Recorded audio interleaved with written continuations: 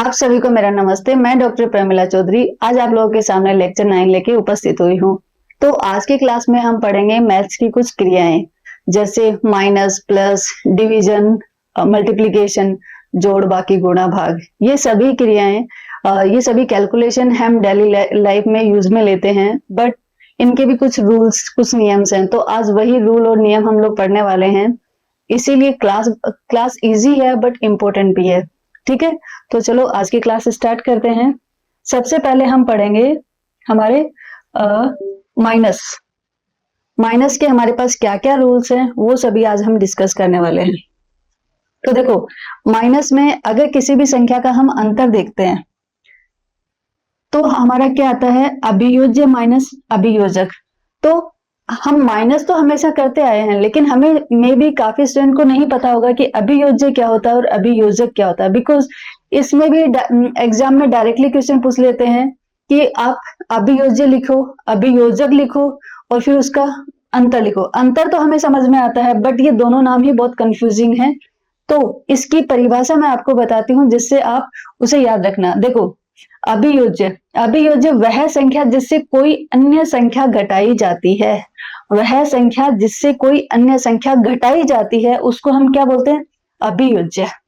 ठीक है, अभियोज्य जिससे हम कोई संख्या घटाते हैं। और अभियोजक कौन होता है, वह संख्या जो घटाई जाती है। जिस संख्या को हम घटाते हैं वो होती है हमारी अभियोजक।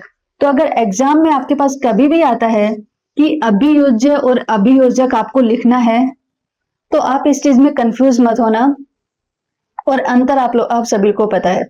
तो बस हमें यहाँ पे जो मेरा इंपॉर्टेंट जो था कॉन्सेप्ट, ये यही वाला था कि आप लोगों को अभियोज्य और अभियोजक में डिफरेंस पता हो, जिससे एग्जाम में अगर इससे रिलेटेड क्वेश्चन आता है, बिकॉज इससे रिलेटेड क्वेश्चन आते हैं, मैंने काफी बार देखे हैं, तो मुझे वही आपको थोड़ा क्लियर करना था। अब नेक्स्ट आता है हमारा क्रम विनिमय का नियम। क्रम विनिमय का नियम हम लोग पहले भी डिस्कस कर चुके हैं, लेकिन यहाँ पे एक बार मुझे थोड़ा और डिस्कस करना था। पहले हम लोग इसका नियम डिस्कस कर चुके हैं, लेकिन आज मुझे आपको एग्जाम्पल के साथ बताना है। आज मुझे एग्जाम्पल के साथ बताना है, और वो माइनस के लिए ही बताना है कि माइनस के लिए ये नियम काम करता है कि नहीं करता। जैसे मैंने आपको बताया था कि इसके नेम से ही रिफ्लेक्ट हो रहा है। नेम क्या है इसका, क्रम विनिमयता, मतलब क्रम से रिलेटेड कुछ है। ठीक है, अब अगर मान लो कोई नंबर है हमारा a माइनस बी, मेरा नंबर है, और मैंने उसका क्रम चेंज कर दिया। पहले क्या था, a पहले आ रहा था और b बाद में आ रहा था। अब मैंने क्या किया, उनका क्रम चेंज कर दिया और b पहले आ गया और a बाद में लिखा। मीन्स मैंने a माइनस बी को क्या लिखा, पहले मेरा था a माइनस बी, मैंने सोचा इसका क्रम चेंज करती हूँ b माइनस a। अगर क्रम चेंज करने से इनकी वैल्यू पे कोई फर्क नहीं पड़ता तो वो क्या होता, क्रम विनिमयता का नियम फॉलो होता। लेकिन यहाँ पे आप देखोगे कि माइनस में a minus B is not is equals to b minus a। Means इन दोनों की वैल्यू अगर आप देखोगे तो दोनों इक्वल नहीं होती हैं। लेकिन ये नियम हमने देखा किस किस में लागू हो रहा था हमारा, अगर हमें एडिशन करना है, जोड़ करना है, और अगर मल्टीप्लीकेशन करना है, गुणा करना है, तो इन दोनों में क्रम विनिमयता का नियम लागू होता है, वो इसको फॉलो करते हैं। लेकिन अगर माइनस की बात आती है या फिर भाग की बात आती है, ठीक है, डिवीजन की बात आती है, तो वहां पे क्रम विनिमयता का नियम लागू नहीं होता है। कैसे नहीं होता है, एक एग्जांपल देती हूँ मैं आपको। मैंने a लिया, a इज 10, b है मेरा 5, ओके। अब मैंने किया a माइनस बी, पहले मुझे करना है a माइनस बी और फिर मुझे करना है b माइनस ए। देखते हैं ये इक्वल आता है कि नहीं, इक्वल नहीं आता है। मैंने किया 10 में से 5 माइनस किया, बिकॉज a माइनस बी है तो मैंने 10 माइनस 5 किया। यहां पे क्या होगा, 5 माइनस 10, 5 माइनस 10। यहां पे 10 माइनस 5 कितना हो गया, 5। यहाँ पे 5 देखो 5 माइनस 10 कितना हुआ, बचा तो हमारा 5, लेकिन वो कितने का, माइनस वाला 5 बचा। तो आप मुझे बताओ क्या 5 माइनस 5 के बराबर होता है, नहीं होता है, नहीं होता। 5 और माइनस 5 में बहुत सारा डिफरेंस होता है, इसीलिए ये दोनों इक्वल नहीं है। तो इसीलिए बोलते हैं कि जो भी घटाव होता है, घटाव में या माइनस में क्रम विनिमयता का नियम लागू नहीं होता है, और a minus B is not equals to b minus A. ये आप लोग को याद रखना है, और मैंने विद एग्जांपल बताया है तो मे भी आप लोग अच्छे से याद रख पाओगे। अब है सहचारिता का, सहचरिता का नियम। सहचरिता का नियम भी मैं पहले से बता चुकी हूँ, आपको डिस्कस भी कर चुके हैं, और हमने ये भी बताया है, मैंने ये भी बताया आपको कि ये जो नियम है ये भी किसमें, एडिशन और मल्टीप्लीकेशन, मतलब जोड़ और गुणा दोनों में लागू होता है, लेकिन माइनस में लागू नहीं होता। फिर भी मैं आपको एक एग्जाम्पल देके समझाती हूँ। जैसे सहचारिता के नियम में क्या होता है कि आपको ग्रुप बनाने हैं। जैसे संख्या तो हमारे पास 3 ही है, ए बी एंड सी। कौन कौन सी है, ए बी एंड सी, 3 संख्याएं हैं हमारे पास। अब ए में से ही दोनों को माइनस करना है। जैसे यहाँ पे क्या है, मैंने क्या लिखा, ए माइनस बी माइनस सी। मैंने आगे भी क्या लिखा, ए माइनस बी और माइनस सी।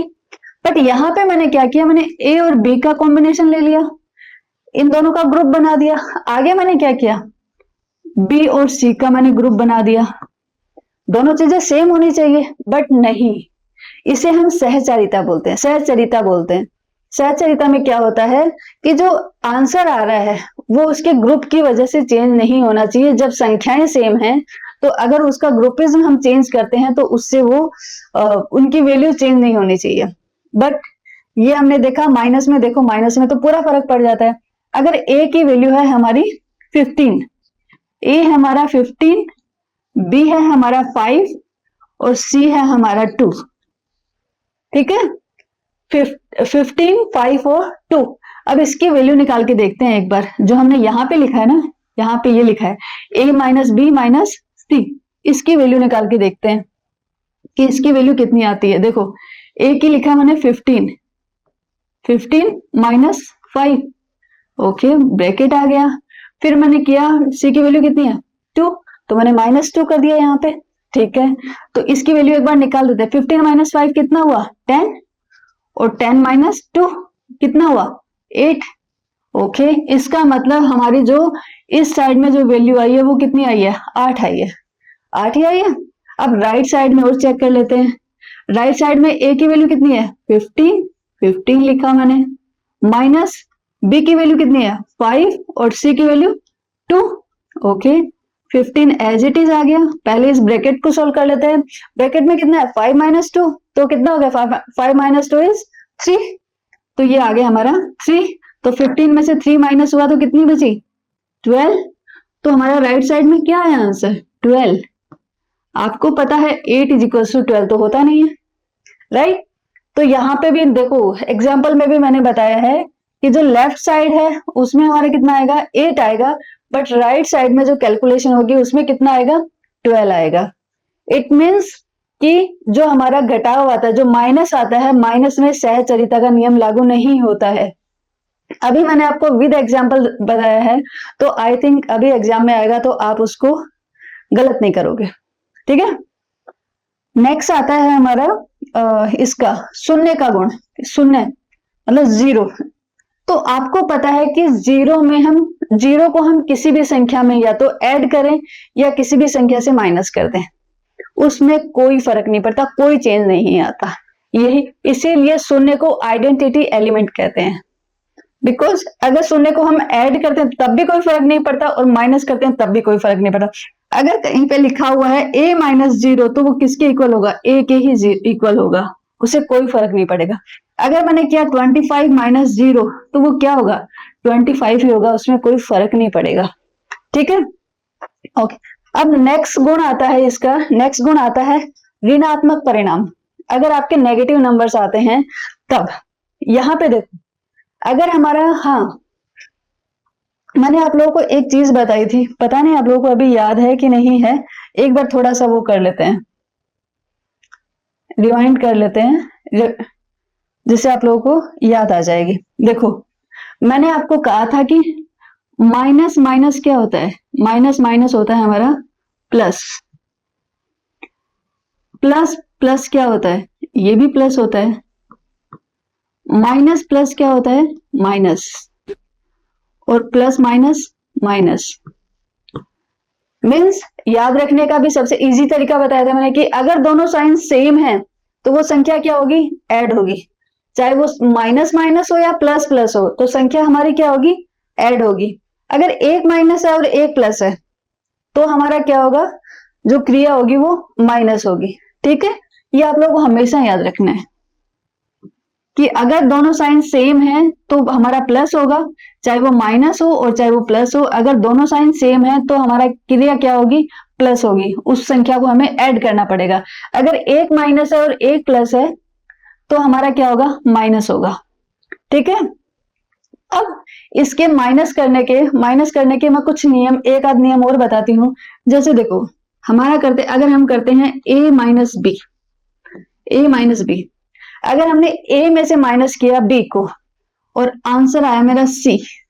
ठीक है, अब c के पहले भी देखो, अगर हम यहाँ पे देखें कि कौन सी संख्या हमारी पॉजिटिव है, जैसे मैंने बताया कि अगर दोनों संख्याएं नेगेटिव हैं तो वो हमारा प्लस होगा।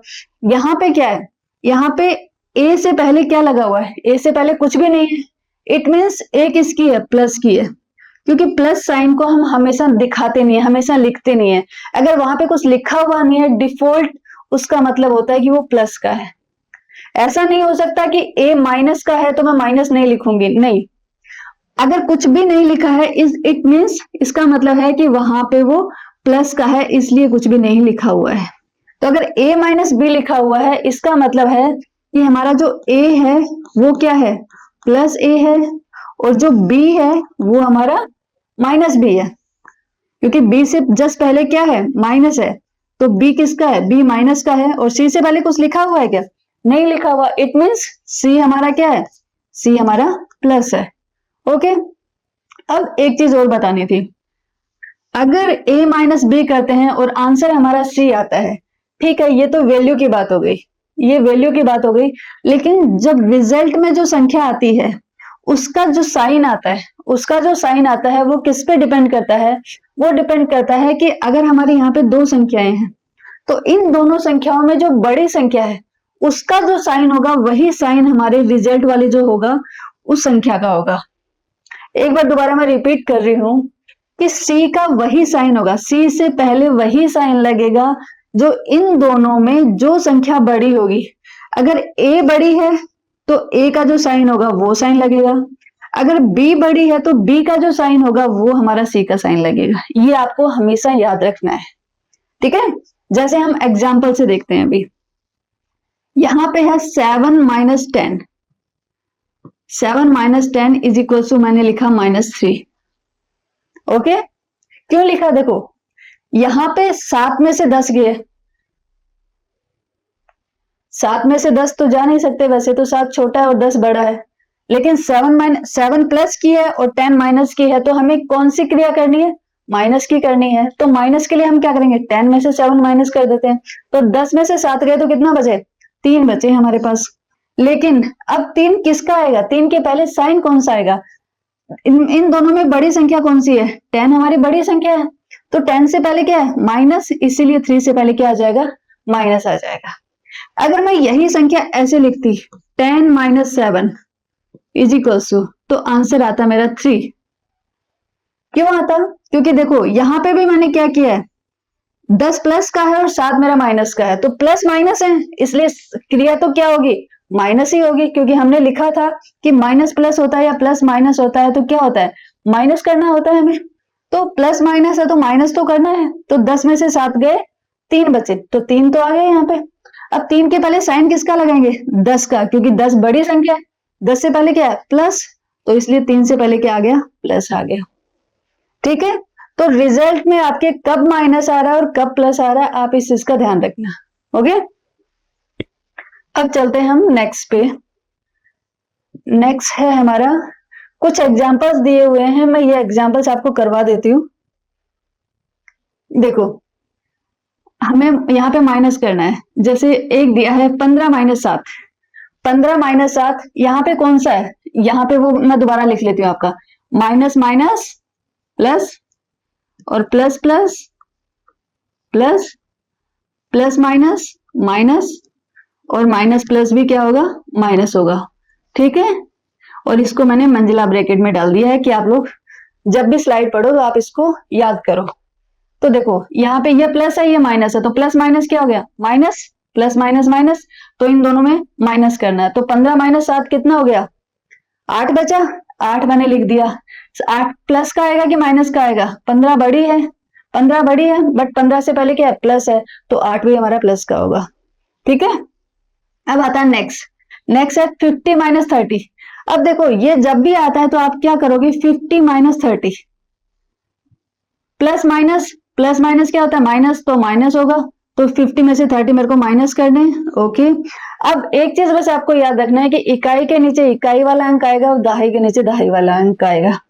0 0, 0 में से 0 गया 0, 5 में से 3 गया 2। साइन किसका आएगा, जो बड़ी संख्या उसका आएगा। बड़ी संख्या कौन सी है, 50 बड़ी है, 50 किसका है, प्लस की है, तो ये भी प्लस का होगा, तो प्लस का 20 आ गया हमारे पास। ठीक है, अब आता है हमारे पास नेक्स्ट एक उदाहरण दिया है। एक दुकान में 50 किताबें थी, 50 किताबें थी, उसने 18 किताबें बेच दी। ओके, 50 किताबें थी जिसमें से उसने 18 बेच दी। अब दुकान में कितनी किताबें बची हैं, तो हमें देखना है कि अब बची कितनी है हमारे पास। तो क्या करेंगे, जो दुकान में किताबें थी ये तो टोटल थी, उसमें से उसने उतनी बेच दी, तो बची हुई किताबें निकालने के लिए हमें क्या करना पड़ेगा, जो टोटल थी उसमें से जो बेच दी वो माइनस कर देंगे। तो 50 माइनस 18 क्या हो जाएगा, 50 माइनस 18, 50 माइनस 18 ही होगा हमारे पास, तो कितना बच जाएगा, 32। ओके, तो ये हमारा आंसर आ जाएगा। अभी है उधार लेकर घटाव करना है आपको। ठीक है, उधार लेकर घटाव कैसे करते हैं वो मैं आपको एक बार बता देती हूँ, उसके बाद में आप अच्छे से कर लेना। देखो कितना है, 543 में से 543 में से आपको 278 माइनस करना। देखो मैंने लिखा 543, इसमें से कितना माइनस करना है, 278, 278 भी लिखा मैंने, इसमें से इसको माइनस करना है। ठीक है, अब देखो हम क्या करेंगे, इकाई के नीचे इकाई, ये आपको हमेशा याद रखना है, इकाई के नीचे इकाई का अंक, दहाई के नीचे दहाई का और सैकड़ा के नीचे सैकड़ा का। अब 3 में से 8 माइनस करने हैं, 3 में से 8 तो माइनस हो नहीं सकते, बिकॉज अगर मेरे पास 5 है और 5 में से मुझे 3 माइनस करने हैं तो 3 चले जाएंगे, तो कितने बचते हैं, 2 बचते हैं। अगर मेरे पास 5 है, अगर मेरे पास 2 चले गए तो कितने बचे, 3 बचे। लेकिन जब मेरे पास है ही 3 और मुझे इसमें से 7 माइनस करने, तो मैं 3 में से 7 माइनस कैसे करूंगी। तो हमें क्या करना पड़ेगा, हमें यहां से उधार लेना पड़ेगा, हमें उस इधर से उधार लेना पड़ेगा। लेकिन एक चीज आपको याद रखनी है, ये जो संख्याएं हैं इसमें कितनी डिजिट है, जो हम एक मैथ की कैलकुलेशन पढ़ रहे हैं, जितने भी मैथ्स पढ़ते हैं, इन सभी का आधार कितना है, 10। बिकॉज यहाँ पे हम सिर्फ 10 डिजिट काम में लेते हैं, एक तो 0 डिजिट और एक 1 से लेकर 9 तक, तो हमारी टोटल डिजिट कितनी हुई, 10 डिजिट हुई हमारे पास। इसीलिए ये जो कैलकुलेशन है इन सब का आधार होता है 10, दशमलव संख्याएं होती हैं ये। ठीक है, तो इनका आधार होता है 10। इसीलिए जब हम उधार लेते हैं ना, जब हम किसी से उधार लेते हैं तो इसमें से तो 1 माइनस होता है, लेकिन उधार जो मिनिमम होता है वो 10 का होता है, क्योंकि इनका आधार है वो 10 है, इनका जो आधार था वो 10 था। इसीलिए अगर इसने इससे उधार लिया तो इसने यहां से तो अगर 4 है, 4 ने उधार दिया तो 4 कितना हो जाएगा, 3 हो जाएगा, 4 हो जाएगा मेरा 3। बट ये कितना हो जाएगा, क्योंकि इसको तो 10 मिला है, तो 10 प्लस 3 कितना हो गया, 13। तो ये उधार वाला पैसा लेने के बाद में ये कितना बन गया, 13 बच गया, 13 हो गया। अब 13 में से 13 में से 8 घटा दो, अब 13 में से 8 घटाए तो कितने बचे, 5 बच गए, ये 5 बच गए।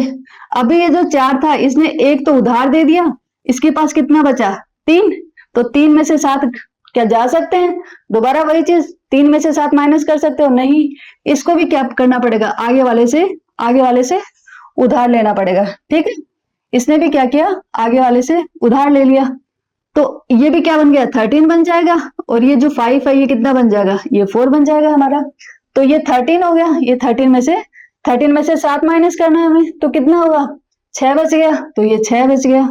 और अभी ये कितना बच गया था, 4, तो 4 में से 2 गया तो 2, तो कितना आंसर आ गया हमारा, 265, 265। देखो एक बार इस चीज को अच्छे से समझ लो, इसमें गलती मत करना। जैसे देखो हमारा है 453, 453 ही था ना, हाँ 543, 543, ठीक है। और फिर हमें माइनस क्या करना था, 278, 278 इसमें से माइनस करना था। लेकिन हमने देखा कि इन लोगों ने उधार आगे वाले से उधार लिया है, उसने उससे उधार लिया है, तो उधार लेने के बाद में 3 कितना बन गया था, 3 हमारा बन गया था 13, और 4 उधार देने के बाद में कितना बच गया था, 3 बच गया था। और 3 ने भी इससे उधार ले लिया तो ये भी कितना बच गया था, 13 बच गया था। और 5 की जगह कितना बच गया था, 4। तो ये उधार लेने के बाद में बच गए थे, तो हमारा माइनस तो इससे हुआ है, ठीक है। तो अगर इसको इससे माइनस करते हैं तो हमारा कितना बचा, 265 बचा। मेरे ख्याल से ये वाला माइनस आपको अच्छे से समझ में आ गया, इसमें गलती तो नहीं करोगे आप उधार वाले में, ठीक है। अभी एक एग्जांपल और ले लेते हैं, इससे और क्लियर हो जाएगा। अब है आपको 1000 में से कितना माइनस करना है, 289। मैंने लिखा 1000, 2 3, 289, 289 लिख दिया, मैंने माइनस किया। अब 0 में से 9 माइनस क्या करूं, 0 में से तो 9 माइनस हो नहीं सकता, तो मुझे क्या करना पड़ेगा, इससे उधार लेना पड़ेगा। आप सोचोगे तो पहले से ही 0 है, उधार कहां से देगा, तो कोई बात नहीं, वो अपने आगे वाले से ले लेगा। अगर वो भी 0 तो वो अपने आगे वाले से ले लेगा, ठीक है। हमने तो इसे उधार ले लिया, तो हमारा कितना बच गया, 10 हो गया है। 10 में से 9 गए, 1 बचा। अब ये इसमें से हमने एक उधार ले लिया, अगर ये सामने वाले से उधार लेता तो कितना बन जाता, 10 बन जाता, लेकिन हमने तो इससे 1 ले लिया है, तो ये कितना, 9 बच गया। तो ये 9 बच गया, 9 में से 8 गया, 1 बच गया। ये 10 है, लेकिन इससे तो हमने एक उधार ले लिया है, इसने पहले उधार ले लिया, तो ये कितना बचा हुआ है, 9 ही बचा हुआ है। 9 में से 2 गए तो कितना बचा, 7 बच गया। तो आंसर कितना आ गया। अब संख्या बड़ी कौन सी है, 1000 वाली है, 1000 वाली तो प्लस की है, तो इसलिए लास्ट में जो बचेगा, जो रिजल्ट आएगा वो भी हमारा प्लस का आएगा। कितना आया, 711। तो 711 हमारा आंसर आ गया। तो उधार वाले अगर घटाव आते हैं तो भी आप कर लोगे। अब आता है हमारा नेक्स्ट, अगर दशमलव वाले घटाव आते हैं, अगर दशमलव वाली संख्या आती है उनको हमें माइनस करना हो तो उसको कैसे करेंगे। देखो दशमलव वाली संख्या के लिए ऐसा है कि हमें सिर्फ इस चीज का ध्यान रखना है कि जो दशमलव है वो दशमलव के नीचे ही आए, ठीक है। उसके बाद में सब ठीक होगा। जैसे मैं करती हूँ, ये लिखा हुआ है 15.7, 15.7 में से माइनस करना है कितना, 8.3।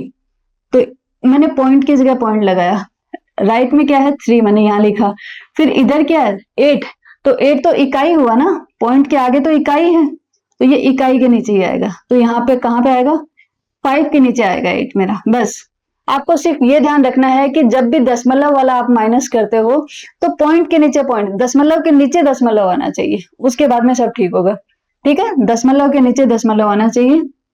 अब 7 में से 3 गया, कितना बचा, 4, मैंने 4 लिखा यहाँ पे। 5 में से 8 जाएगा क्या, नहीं जाएगा, तो इधर से ये बोरो ले लेगा, उधार ले लिया, उधार लेके कितना बन जाएगा 15, 15 में से 8 गया तो कितना बचा 17, सॉरी 7, तो ये कितना बच गया 7.4, 7.4 यही हमारा आंसर है, ठीक है। तो दशमलव वाले भी आप कर लोगे, सेम वही रूल है, सिर्फ एक एक्स्ट्रा रूल इसमें क्या लगता है कि जो दशमलव है उसके नीचे दशमलव आएगा, बस इस चीज का ध्यान रखना है। अब नेक्स्ट आता है हमारा भिन्न वाला।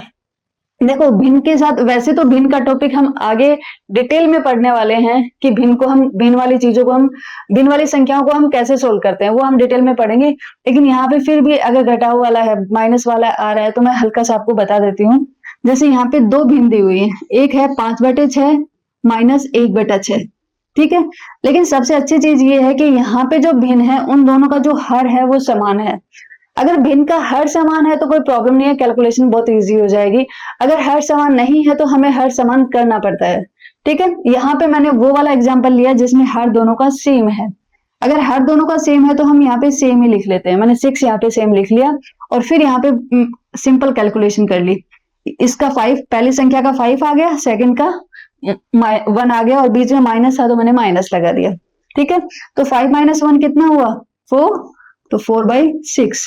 अब आपको पता है कि जो भिन्न होती है, मैंने ये चीज तो पहले भी बताई आपको कि जो भी भिन्न होती है भिन्न में एक ही चीज है, अगर आपको अंश को किसी से गुणा करना है तो आपको हर को भी गुणा करना पड़ेगा, अगर आपको अंश को किसी से डिवाइड करना है तो आपको हर को भी उससे डिवाइड करना पड़ेगा। ये तो रूल होता है भिन्न का, कि जो ऑपरेशन, जो क्रिया हम इसके साथ करेंगे वही क्रिया हमें इसके साथ करनी पड़ेगी। तो मेरे दिमाग में एक आ रहा है, यहाँ पे 4 है और यहाँ पे 6 है, मुझे लग रहा है कि 2 के टेबल में दोनों आते हैं, तो मैं 2 से डिवाइड कर देती हूँ। तो मैंने 2 से डिवाइड किया तो ये कितनी बार गया, 2 बार, और ये कितनी बार, 3 बार, तो कितना हो गया, 2/3। आंसर कितना हो गया, 2/3। अब आगे ऐसी कोई टेबल नहीं है जिसमें 2 और 3 दोनों आते हो, तो ये हमारा सबसे स्मॉलेस्ट रूप होगा भिन्न का। इससे ज्यादा आगे सोल्व नहीं कर सकते हम इस भिन्न को, ठीक है। तो ये हो गया भिन्न वाला। अब हम चलते हैं नेक्स्ट पे। ओके, ये आपका सीटेट 2015 में आया हुआ क्वेश्चन है, इसको भी सोल्व करते हैं। देखो इसमें दिया हुआ है गुणनफल, किसका गुणनफल, 1109 गुणा 505 में से कौन सी संख्या घटाई जाए ताकि 5,05,050 प्राप्त हो। ठीक है, एक गुणनफल दिया हुआ है इसने और गुणा करके नहीं दिया हुआ है, जैसा हमें दिखाया है इसने कि अगर इन दोनों का गुणा करते हैं और जो गुणनफल आता है उस गुणनफल में से अगर कोई भी ऐसी कौन सी संख्या है कि उस संख्या को घटाएं तो हमारा आंसर ये वाला आना चाहिए। तो हमें वो संख्या पता करनी है, हमें वो संख्या पता करनी है कि इसमें से कौन सी संख्या घटाएं कि हमारा आंसर ये आए। तो मैथ में क्या होता है कि जो उसने दिया है ना सेम वही चीजें लिखते जाओ आप। ओके, जैसे इसने यहाँ पे दिया है तो मैं वही लिख रही हूँ। एक बार मैं थोड़ा इधर और कर लेती हूँ इसको।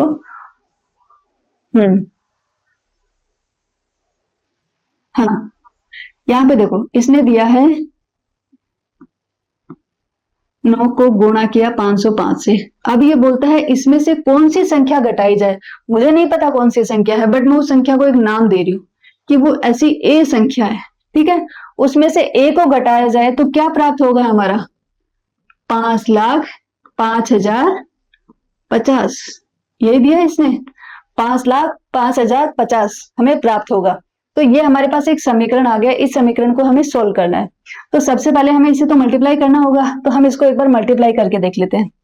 देखो 1109 गुणा 505, 505 गुणा कैसे करते हैं आप वो भी यहाँ पे देख लो। देखो गुणा कैसे करते हैं, अब यहाँ पे जो है इस 5 को, जैसे मैं यहाँ पे हमेशा राइट साइड से काम करते हैं, तो जो फर्स्ट डिजिट है उसको मैं सबसे गुणा करूंगी। ठीक है, तो 5 9 जा 45, 5 9 45, 45 का आया यहाँ पे 5, 4 यहाँ पे कैरी आ गई। ठीक है, लेकिन 5 को 0 से मल्टीप्लाई किया तो कितना हुआ, 0, तो 0 में 4 ऐड कर दिया तो कितना हो गया 4, 5 एकम 5, 5 एकम 5। ठीक है, अभी नेक्स्ट क्या है 0, तो मैं यहाँ पे तो क्रॉस लगा दूंगी क्योंकि ये सेकंड टर्म है, तो यहाँ पे फर्स्ट वाले पे मैंने क्रॉस लगाया और दूसरे वाली टर्म से हम स्टार्ट करते हैं। तो 0 को तो हम किसी से भी गुणा करें 0 ही आएगा, 0 को 9 से किया 0, 0 को 0 से किया 0, 0 को 1 से किया 0, 0 को दूसरे 1 से किया 0। अब थर्ड वाले डिजिट पे जा रहे हैं तो इन दोनों पे हम गुणा लगा देंगे, क्रॉस लगा देंगे। ठीक है, 5 नहीं 5 नहीं 45, 45 का 5 आ गया, 4 बच गया यहाँ पे, 5 को 0 से किया तो 0 हो गया, तो 4 बच गया, मैंने यहाँ पे 4 लिख दिया। 5 एकम 5, 5 एकम 5। अब ऐड कर लेते हैं, जिसके नीचे जो डिजिट है हम उसको उसी से ऐड करेंगे। 5 के नीचे तो क्रॉस क्रॉस है तो 5 एज इट इज आ गया हमारा, 4 + 0 4, तो 4 आ गया। 5 0 5 5 5 10, 10 की बिंदी असल आ गई 1, 5 4 9 9 1 10, 10 की बिंदी असल 1, तो 5 1 6 और ये 5। ठीक है, तो ये कितना बच गया, 5,60,045।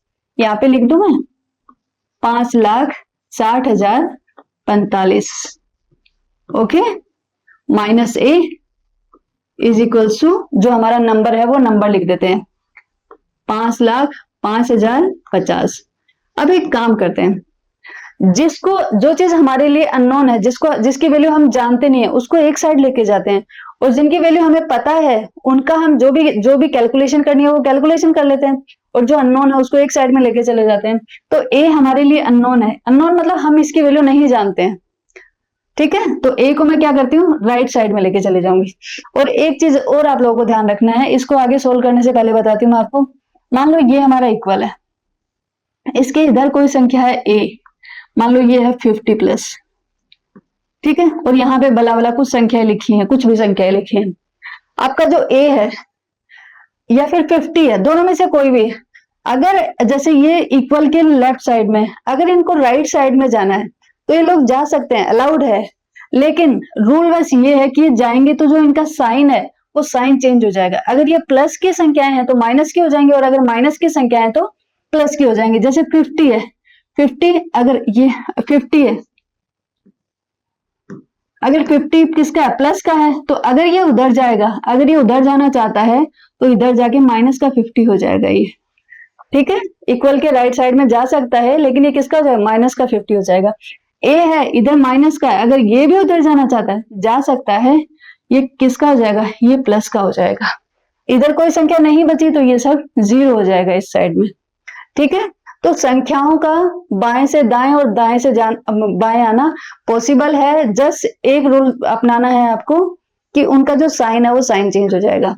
तो यहाँ पे क्या है, जब ए हमारी लेफ्ट साइड में है, इक्वल के लेफ्ट साइड में है, तो मैं इसको राइट में भेज देती हूँ, तो क्या होगा, ये माइनस की है, उधर जाके किसकी हो जाएगी, प्लस की हो जाएगी। और ये जो संख्या है ये प्लस की है, तो इधर आके ये माइनस की हो जाएगी।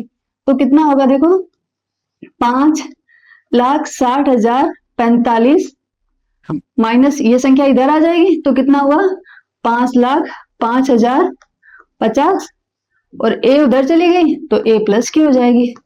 ये वाली कैलकुलेशन रहेगी हमारी, ठीक है। अब मैं एक बार इसको माइनस करके दिखाती हूँ कि अगर इसको हम माइनस करते हैं तो हमारे पास कितना आता है, क्योंकि इसमें से हमें इसको माइनस तो करके देखना पड़ेगा। तो ये कितना है, 5,60,045, राइट। संख्या कितनी है हमारी, 5 लाख, तो मैंने 5 लाख वाला लाख के नीचे लिखा, 1000 वाला 1000 वाले के नीचे लिखा, और सैकड़ा वाला सैकड़े के नीचे लिखा, ठीक है, यही था। अब इसको माइनस करना है, क्योंकि ये संख्या तो मेरी माइनस की है, तो इसको हमें माइनस करना है। 5 में से 0 गया, 5 बचा, 4 में से 5 जाएगा नहीं, तो ये इससे क्या करेगा, कैरी ले लेगा, तो 14 हो गया। 14 में से 5 गए तो कितने बचे, 9 बचे क्या, 14 में से अगर 5 जाते हैं तो कितने बचे, 9 बच गए, और इधर भी ये 9 बच जाएगा। अब इसने क्या किया, इससे कैरी ले ली थी, तो ये भी कितना हो गया, ये भी 9 बच गया। 9 में से 5 गए 4, इधर ये कितना बच गया, 5, और ये इधर 0 बच गया।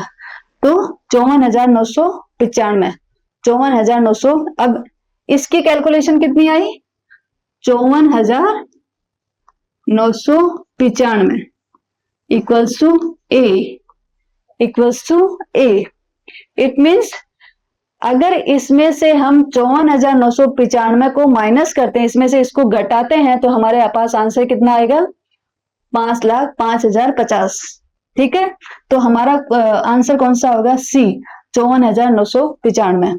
तो मैथ्स में जब भी इस टाइप वाले क्वेश्चन आते हैं, इस टाइप वाले क्वेश्चन आते हैं, तो आप क्या करोगे, वो जैसा बोल रहा है आप उसको वैसे ही लिखते जाओ, तो क्वेश्चन आपके लिए सोल्व करना आसान हो जाता है, ठीक है।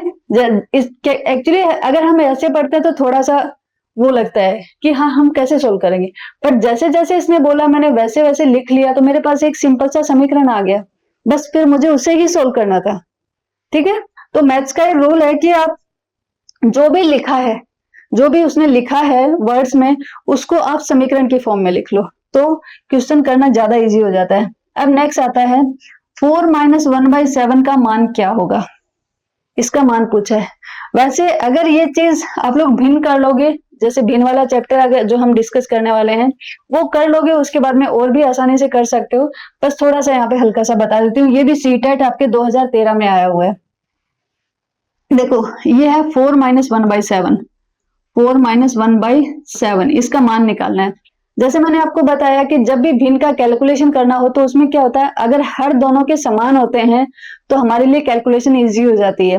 तो यहाँ पे अगर हम इसका हर देखें तो इसका हर तो 1 है, इसका हर तो कितना है 1 है, बट इसका हर कितना है 7 है, ठीक। तो हम समान कर सकते हैं ना, उसका हर समान करने के लिए हमें क्या करना पड़ेगा, जैसे 4/1 है, इसका हर मुझे कितना करना है 7 करना है, तो एक काम करती हूँ मैं 7 से इसको मल्टीप्लाई कर देती हूँ, लेकिन रूल ये है कि अगर मैंने नीचे मल्टीप्लाई किया तो मुझे ऊपर भी मल्टीप्लाई करना पड़ेगा।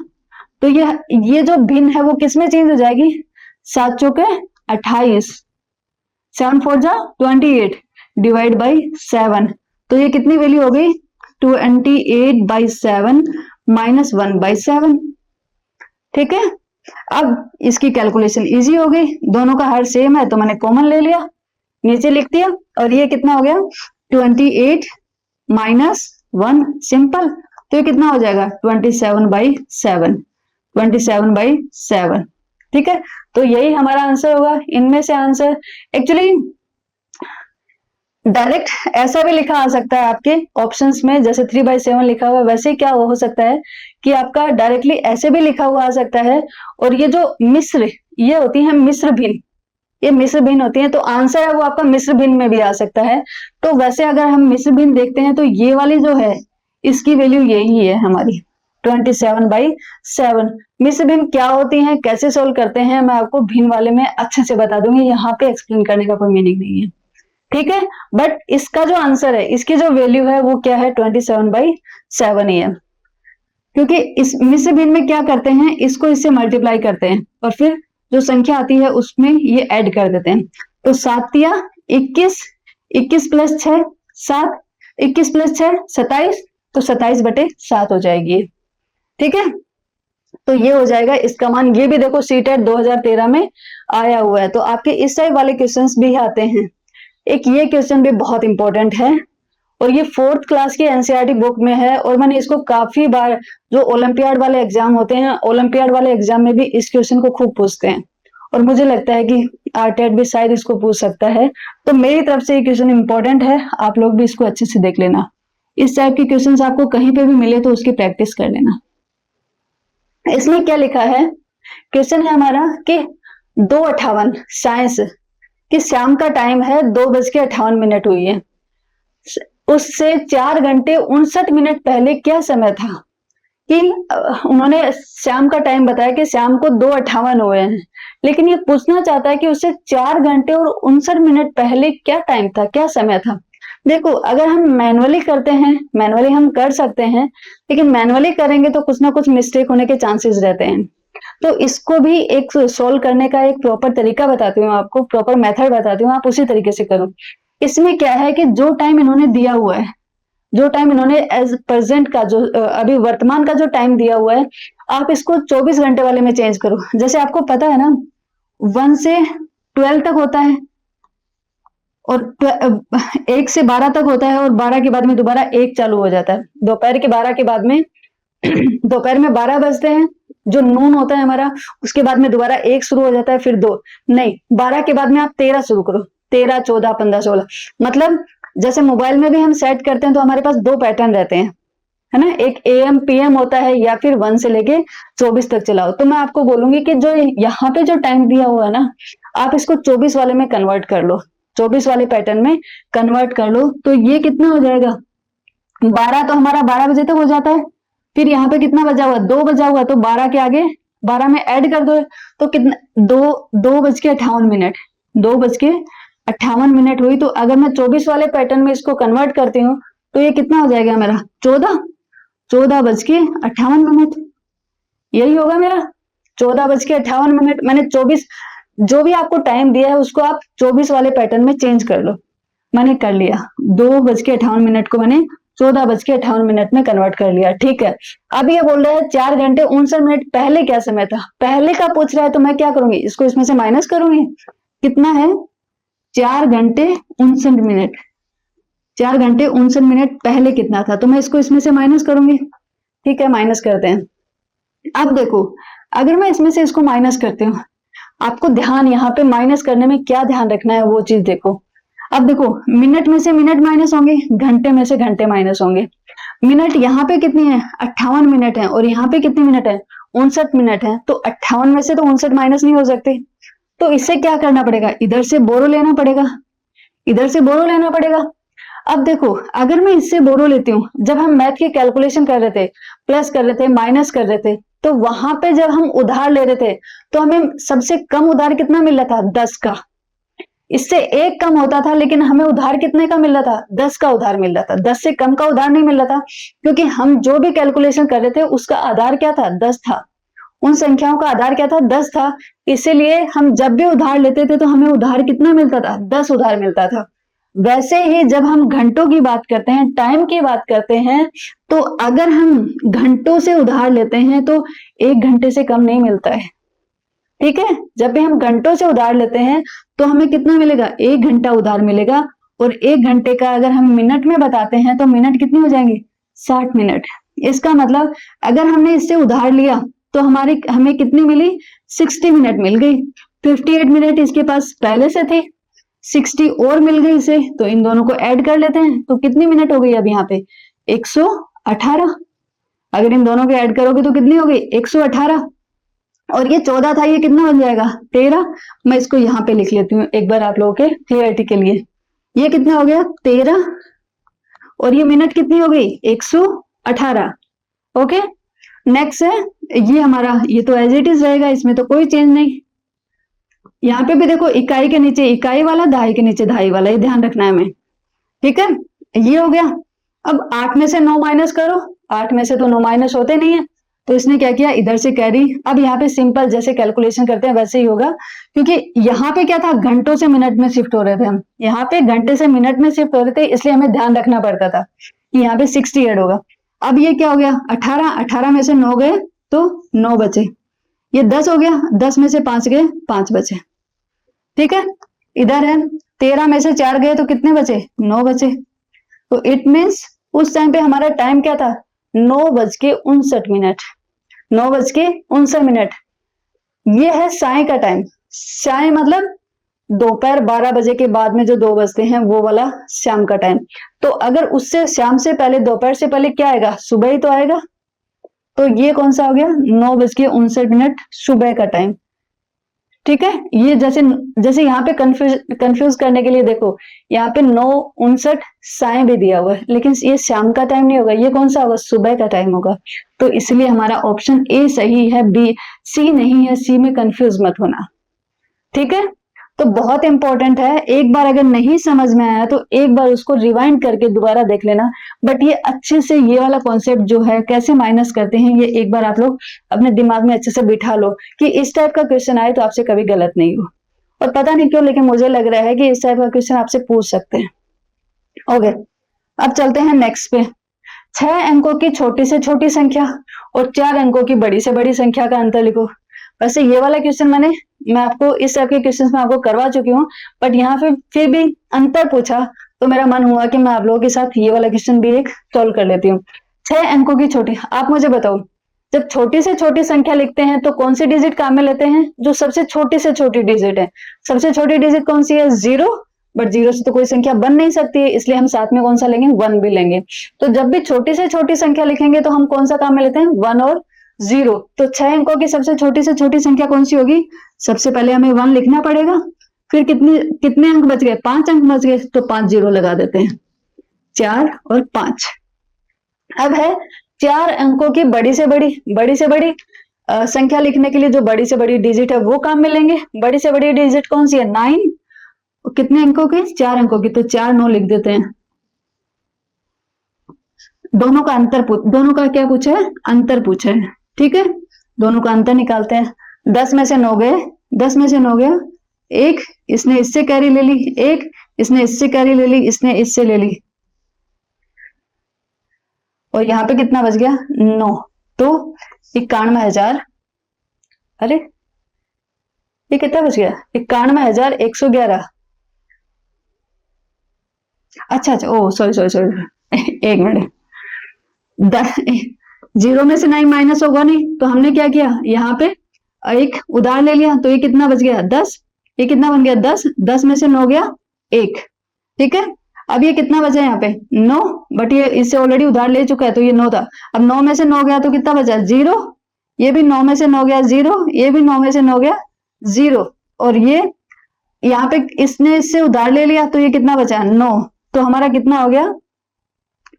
90,001। 90,001 कौन सा? 90,001 हमारा डी वाला ऑप्शन होगा। ठीक है, ऐसे जल्दबाजी में कोई मिस्टेक मत करना, ध्यान रखना इस चीज का। ठीक है। अब आता है हमारा नेक्स्ट है हमारा गुणा। गुणा आप लोगों को पता है कि कैसे करते हैं, लेकिन एक चीज आप लोग इसमें ध्यान रखो, आप लोगों को ये चीज पता होना चाहिए कि गुणा पता है क्या है। अगर किसी संख्याओं को हमें सेम संख्या को अगर हमें बार बार रिपीट करना होता है, तो वो भी हमारा क्या होता है, गुणा ही होता है। जैसे आप इससे पढ़ो, एक मौलिक गणितीय क्रिया है जिसमें दो या दो से अधिक संख्याओं को जोड़ने का कार्य बार बार किया जाता है। दो या दो से अधिक संख्याओं को जोड़ने का काम बार बार किया जाता है। गुणा को जोड़ का संक्षिप्त रूप भी माना जाता है। ये तथ्य सही है। काफी बार मैंने यहाँ पे क्यों लिखा है कि काफी बार एग्जाम में पूछ लेते हैं ये भी। हमें ये तो पता है कि मल्टीप्लाई करते हैं तो कितना आता है, लेकिन ये तथ्य सही है कि जो गुणा है वो जोड़ का संक्षिप्त रूप है। गुणा क्या है, जोड़ का संक्षिप्त रूप है। कैसे है, जैसे मान लो मैंने लिखा है 3 इंटू 4, यहाँ पे लिखा है 3 इंटू 4, तो इस 3 इंटू 4 इसका मतलब है कि 3 को मैंने ऐड करना है कितनी बार, 4 बार। इसका मतलब ये होता है 3 प्लस 3 प्लस 3 प्लस 3। इसका मीनिंग ये होता है 3 इंटू 4 का मतलब होता है कि 3 को ऐड करना है कितनी बार, 3 बार। तो यहाँ पे मल्टीप्लीकेशन आया ही इसलिए था कि हमें इतनी सारी कैलकुलेशन करनी हो, तो इसकी बजाय हम सिर्फ एक कैलकुलेशन कर लेते हैं ना। इतनी सारी कैलकुलेशन की बजाय हम एक कैलकुलेशन कर लें। मान लो आपको 3 को कितने से 3 को मैंने 25 से मल्टीप्लाई किया, तो इसका क्या मतलब हुआ, इसका मतलब हुआ कि 3 मेरा ऐड हो रहा है कितनी बार, 25 बार। कब तक ऐड करते रहोगे उसको, बहुत लंबी कैलकुलेशन हो जाएगी, बहुत लंबी कैलकुलेशन हो जाएगी। इसीलिए हमारा मल्टीप्लीकेशन या फिर गुणा जो है वो पिक्चर में आया कि नहीं, आप इतनी सारी कैलकुलेशन करने की बजाय सिंपल एक स्टेप करो कि 3 को 25 से मल्टीप्लाई कर दो, तो तब भी सेम आंसर आएगा जो आपको इन सबको ऐड करके जो आंसर आ रहा है। इसीलिए माना जाता है कि गुणा को जोड़ का संक्षिप्त रूप माना जाता है। ओके, ये अभी क्लियर हो गया होगा आपको। नेक्स्ट पे चलते हैं। नेक्स्ट क्या है, हाँ ये चीजें बस ये थोड़ा सा ध्यान रख लेना, क्योंकि इसमें भी एग्जाम में डायरेक्ट पूछ लेते हैं कि कौन सा गुण्य है, कौन सा गुणक है और कौन सा गुणनफल है। मुझे ऐसा लगता है गुणनफल में तो आप लोग इंपॉर्टेंट है, याद कर लेना। मुझे ऐसा लगता है गुणनफल में तो आप लोग मिस्टेक नहीं करोगे। आपको पता है कि गुणनफल तो ठीक है, जो फाइनल आया वो हमारा गुणनफल हो गया, प्रोडक्ट हो गया, ठीक है, प्रोडक्ट हो गया। लेकिन इसमें थोड़ी सी मिस्टेक आप कर सकते हो, तो आप ध्यान रखना कि जिस संख्या को किसी चीज से गुणा किया जाता है उसको बोलते हैं गुण्य। उसको क्या बोलते हैं, गुण्य। और जिस चीज से गुणा किया जाता है वो होता है हमारा गुणक। जिस संख्या को गुणा किया जाता है वो होता है हमारा गुण्य, मतलब मल्टीप्लिकेंट, ठीक है, वो क्या होता है, मल्टीप्लिकेंट। और जिस चीज से गुणा किया जाता है, जिस संख्या से गुणा किया जाता है उसको बोलते हैं मल्टीप्लायर, वो होता है हमारा मल्टीप्लायर। अगर हिंदी वाला याद नहीं होता तो आप इंग्लिश वाला भी याद कर सकते हो। प्रोडक्ट आपको याद रहेगा, आप सिर्फ एक चीज याद कर लो कि जिस संख्या से मल्टीप्लाई करते हैं ना उसको मल्टीप्लायर बोलते हैं। सिर्फ एक ही याद कर लो, बाकी सब आपको याद हो जाएंगे। कि जिस संख्या से गुणा करते हैं वो उसको बोलते हैं मल्टीप्लायर। क्योंकि जब भी आपका पेपर आएगा रीड का, आई थिंक वो हिंदी और इंग्लिश दोनों में आता है, तो वहां पे आप ये चेक कर सकते हो, क्योंकि थोड़ा सा कंफ्यूजिंग वर्ड लगता है मुझे गुण्य और गुणक। और अगर आपको याद हो जाते हैं तो कोई प्रॉब्लम ही नहीं है। अगर याद नहीं होते हैं उन स्टूडेंट के लिए मेरी सजेशन ये है कि आप मल्टीप्लायर का याद कर लो, कि जिस संख्या से हम गुणा करते हैं वो होता है हमारा मल्टीप्लायर। ओके, तो ये याद रखना आप लोग। फिर आता है हमारा गुणक। गुणक वह संख्या है जिससे गुणा किया जाता है, जो मैंने आपको बताया, दैट इज मल्टीप्लायर। गुण्य वह संख्या है जिसे गुणा किया जाता है, जिस संख्या को हम गुणा करते हैं वो होता है हमारा मल्टीप्लिकेंट, मतलब गुण्य, ठीक है। अब जैसे एग्जाम्पल दिया हुआ है 5635 इंटू 77। वैसे आप लोगों को गुणा करना तो आता है, लेकिन फिर भी मैं एक बता देती हूँ। जब गुणा हम डिस्कस ही कर रहे हैं तो एक चीज हम बता देते हैं। 5635 को गुणा किया है किससे, 77 से। देखो कैसे गुणा करते हैं, ये हो गया हमारा गुण्य और ये हो गया गुणक, ये हो गया हमारा ये वाला, ठीक है, और ये हो गया हमारा गुणक। ओके, तो देखो कैसे मल्टीप्लाई करते हैं। आपको पता है कि जब भी हम मल्टीप्लाई करते हैं तो यहाँ पे राइट साइड से देखते हैं, राइट साइड से जो पहली डिजिट आती है उस डिजिट को लेके सबको गुणा करेंगे, ठीक है, और सेम उसी के नीचे लिखते जाएंगे हम। जैसे 7 को हमने 5 से किया तो 7 पंजो 35, 35 का 5, 3 आ गई कैरी, 7 तिया 21, 21 और 3 24, 24 को चौको ऐसे लगी 2, 7 छिके 42, 42 और 2 44 ऐसे लगी 4, 7 पंजो 35, 35 और 4 39, ठीक है। अब दूसरी संख्या हम ले रहे हैं, तो जो पहली संख्या है उसके नीचे हम क्रॉस का निशान लगा देते हैं, ठीक है। अब हम दूसरी लेते हैं, तो दूसरी भी तो 7 से ही गुणा कर रहे हैं हम, तो जो पहली आई है वही दूसरी आएगी, तो एक आगे खिसका के मैं लिख देती हूँ, 5 4 2 9 और 3। अब इनको ऐड कर देते हैं, 5 के नीचे तो क्रॉस है तो 5 एज इट इज आ जाएगा, 4 और 5 9, तो ये 9 आ गया हमारा, 2 और 4 6 आ गए, 9 और 2 11, एक इधर आ गया, तो 3 और 9 13, 13 को 3 और 1 4, तो कितना हो गया 43, या 4,31,695, ठीक है। तो ये वाला आ गया, तो ये आपका आंसर हो गया। तो ऐसे गुणा करने का यही तरीका होता है, वैसे आप लोगों को आता है, फिर भी एक बार चेक कर लेना। अब आता है क्रम विनिमय। आपको पता है कि हम क्रम विनिमय गुण पहले डिस्कस कर चुके हैं, और हमें पता है कि ये जोड़ और गुणा में क्रम विनिमय का नियम जो होता है वो लागू होता है, वो फॉलो होता है कि अगर हम इसके क्रम को चेंज कर देते हैं, क्रम विनिमय में वही होता है ना कि अगर हम इसके क्रम को चेंज कर देते हैं तो भी कोई फर्क नहीं पड़ता, जो हमारा आंसर होता है वो सेम ही आता है। तो a plus B is equal to B plus A, ये क्रम विनिमयता का गुण है। अगर इसमें करते हैं a cross B is equal to B cross A, अगर दोनों को मैंने क्रम चेंज किया, पहले a था फिर b को पहले किया फिर a किया, लेकिन दोनों का जो प्रोडक्ट आ रहा है, वैल्यू आ रही है, वो सेम आ रही है, इट मीन्स ये भी हमारा क्रम विनिमय का नियम को फॉलो करता है। जैसे ये एग्जाम्पल से समझाया, इसकी वैल्यू 3 है, इसकी वैल्यू 5 है, तो 3 इंटू 5 कितना हुआ 15 हुआ, और अगर 5 इंटू 3 करूंगी तब भी मेरा 15 होगा। यस, तो हम लोग कहाँ पे थे, गुणा के सहचरिता के गुण पे, ठीक है।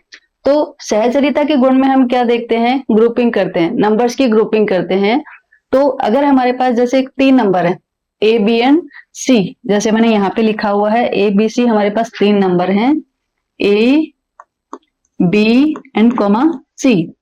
यहाँ पे क्या किया, जैसे इनकी ग्रुपिंग अलग अलग की है, एक बार ए और बी को ग्रुप बना दिया, इन दोनों का ग्रुप कर दिया, एक बार बी और सी का ग्रुप कर दिया, ठीक है, इनको एक ग्रुप में ले लिया, एक बार ए और बी को ग्रुप में ले लिया, और फिर देखा कि इन दोनों की वैल्यू सेम आ रही है क्या।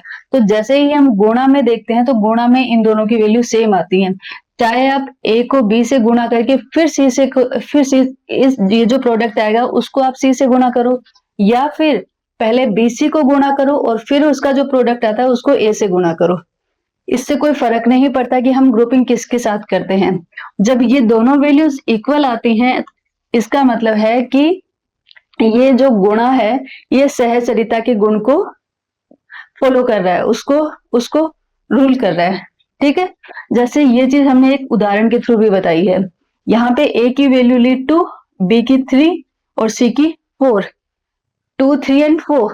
पहले क्या किया, 2 और 3 का ग्रुप बना लिया, ठीक है।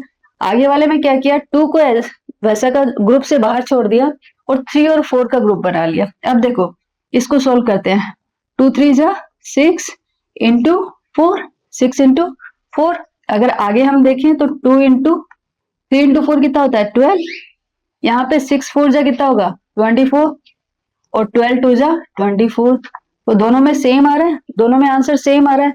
इसका मतलब क्या हुआ कि गुणा जो है वो सहचरिता के गुण को फॉलो करता है, उसके नियम को फॉलो करता है। अब हम चलते हैं आगे हमने इसका कौन सा नियम, तत्समक आइडेंटिटी यहाँ पे डिस्कस की है। देखो तत्समक आईडी में अगर हम 1 को लेते हैं तो 1 का हमें पता है कि 1 जो है हमारा, 1 को आप किसी से भी गुणा करो, 1 को आप किसी से भी गुणा करो तो क्या आएगा, वही संख्या आती है। तो अगर a को मैंने 1 से मल्टीप्लाई किया तो मेरे पास आंसर कितना आएगा 1 आएगा।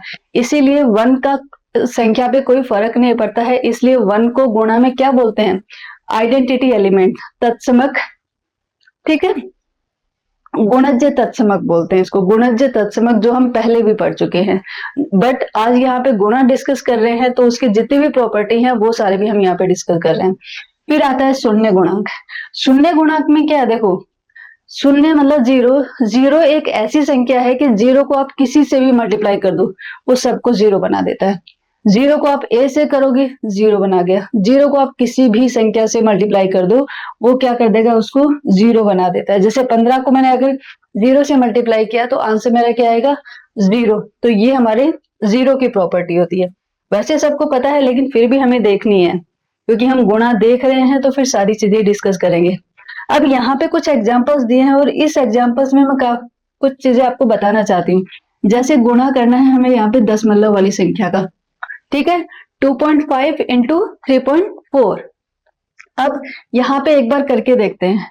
जैसे 2.5 इंटू 3.4 को मैं यहाँ पे गुणा क्यों कर रही हूँ, क्योंकि मैं आपको बताना चाहती हूँ कि अगर कोई दशमलव वाली संख्या आती है तो हम उसे कैसे सोल्व करते हैं। यहाँ पे जब दशमलव है, दशमलव वाली संख्या को हमने ऐड करना सीख लिया कि दशमलव के नीचे दशमलव रखेंगे, इकाई के नीचे इकाई, दहाई के नीचे दहाई, ठीक है, दशांश के नीचे दशांश वाली लिखेंगे और फिर हम ऐड कर देंगे। वही चीज हमने सब्ट्रैक्शन में की कि जस्ट दशमलव के नीचे दशमलव आना चाहिए। बट जब भी हम मल्टीप्लाई करते हैं, गुणा करते हैं, तो उसमें ऐसा कोई रूल नहीं है। उसमें है कि 2.5 को हमें 3.4 से गुणा करना है, ठीक है, हम गुणा करते हैं। जब हम गुणा करते हैं उस टाइम पे हम दशमलव को भूल जाते हैं कि यहाँ पे दशमलव है। दशमलव हम गुणा करके फिर लास्ट में लगाएंगे। ओके, तो जस्ट पहले गुणा करके देखते हैं। 4 पंजो 20, 20 की बिंदी असल आ गई 2, 4 दूनी 8 और 9 10, 10 आ गया। अब मैंने यहाँ पे पहला क्रॉस आएगा, क्योंकि मैं दूसरी संख्या दूसरी डिजिट ले रही हूँ। अब 3 को भी इन दोनों से करना है, तो 3 पंजे 15, 15 का 5, असल 1 लाग गई, 3 दूनी 6 और 1 7। तो ये कितना हो गया, 0 5 और 1 8। अब हमें जब दशमलव लगाना है, ऊपर हमने कहीं पे दशमलव का कोई जिक्र नहीं किया। अब दशमलव लगाना है तो जो फाइनल रिजल्ट आ रहा है हम इसमें सीधा लगाएंगे। इसमें क्या करेंगे, हम देखेंगे कि दशमलव के पहले कितनी डिजिट थी। एक तो इधर ये वाली डिजिट थी और एक ये वाली डिजिट थी, मतलब दशमलव से पहले हमारे पास कितने डिजिट हैं, 2 डिजिट है। तो इसीलिए आंसर में हम 2 डिजिट काउंट करेंगे, 1 2 और 2 डिजिट के बाद में दशमलव लगा देंगे। तो इसका आंसर क्या आएगा, 2.50, सॉरी 8.40, 8.40 इसका आंसर, सॉरी 8.50, नॉट 40, 8.50, 8. क्या होता है 8.50। ऊपर वाले का आंसर कितना है हमारा 8.50, ठीक है। दशमलव लगाना आ गया आपको। ऐसे ही मान लो जैसे ये संख्या है, हमारी सेकंड संख्या है, 80 को 70 से गुणा करना है, हमें दोनों को मल्टीप्लाई करना है। तो यहाँ पे जीरो वाली संख्या आती है। जीरो वाली संख्या में मैं आपको बताना चाहती हूँ कि आपको उसको डिटेल में करने का जरूरत नहीं है। सबसे पहली चीज क्या करोगे, एक जीरो इधर है और एक जीरो इधर है, 2 जीरो है। इसका मतलब है कि प्रोडक्ट में भी जो फाइनल आंसर आएगा उसमें भी हमारा 2 जीरो आने वाले हैं। तो 2 जीरो हम पहले ही लगा देते हैं, फिर इन दोनों जीरो को भूल जाओ, ठीक है। अब क्या करो, अब फिर एक एक डिजिट ही बचती है, इधर 8 बचा और इधर 7 बची। तो 7 को 8 से या 8 को 7 से डायरेक्ट ही मल्टीप्लाई कर लेते हैं। तो 8 7 जा कितना हुआ, 7 7 49, 7 8 56, 56। तो आंसर हमारा कितना है 5600। ये शॉर्ट तरीका है। अगर आपको डिटेल में करना है, आपको लग रहा है कि पता नहीं सही है गलत नहीं है, तो आप डिटेल में कैसे, जैसे हम पहले करते हैं वैसे ही कर सकते हो। 80 को हमने 70 से मल्टीप्लाई किया, कैसे किया, जीरो को हम क्या करेंगे, दोनों से करेंगे, तो 0 0 आ गया, ठीक है। अब हम क्या करेंगे, 7 को दोनों से करेंगे, तो 7 को 0 से किया तो 0 आ गया। 7 8 जा 56, तो ये 56 आ गया। 0 as it is, 0 as it is, 6 और 5, तो कितना आ गया 5600। तो इतना लंबा प्रोसेस लेने की जरूरत नहीं है। अगर 0 0 वाली संख्या तो उसको आप डायरेक्टली इसी मेथड से कर दो जो मैंने आपको बताया उसी से, ठीक है। अब हम आते हैं नेक्स्ट पे।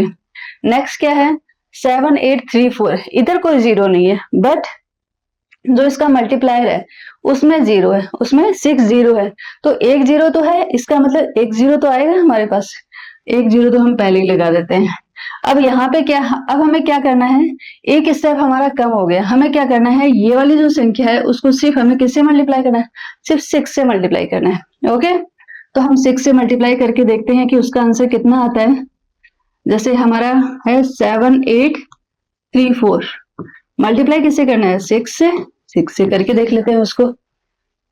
6 चौक 24, ऐसे लगी 2, 6 तिया 18 19 20, 2 6 6 37 6 7 42 6 8 48 49 50, 5 आ गया, 6 7 42, 42 और 5 47,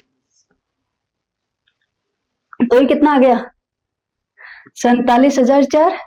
यहाँ पे लिख देती हूँ मैं 47,004, तो ये कितना बन गया, 4,70,000, 4,70,040 बन गया।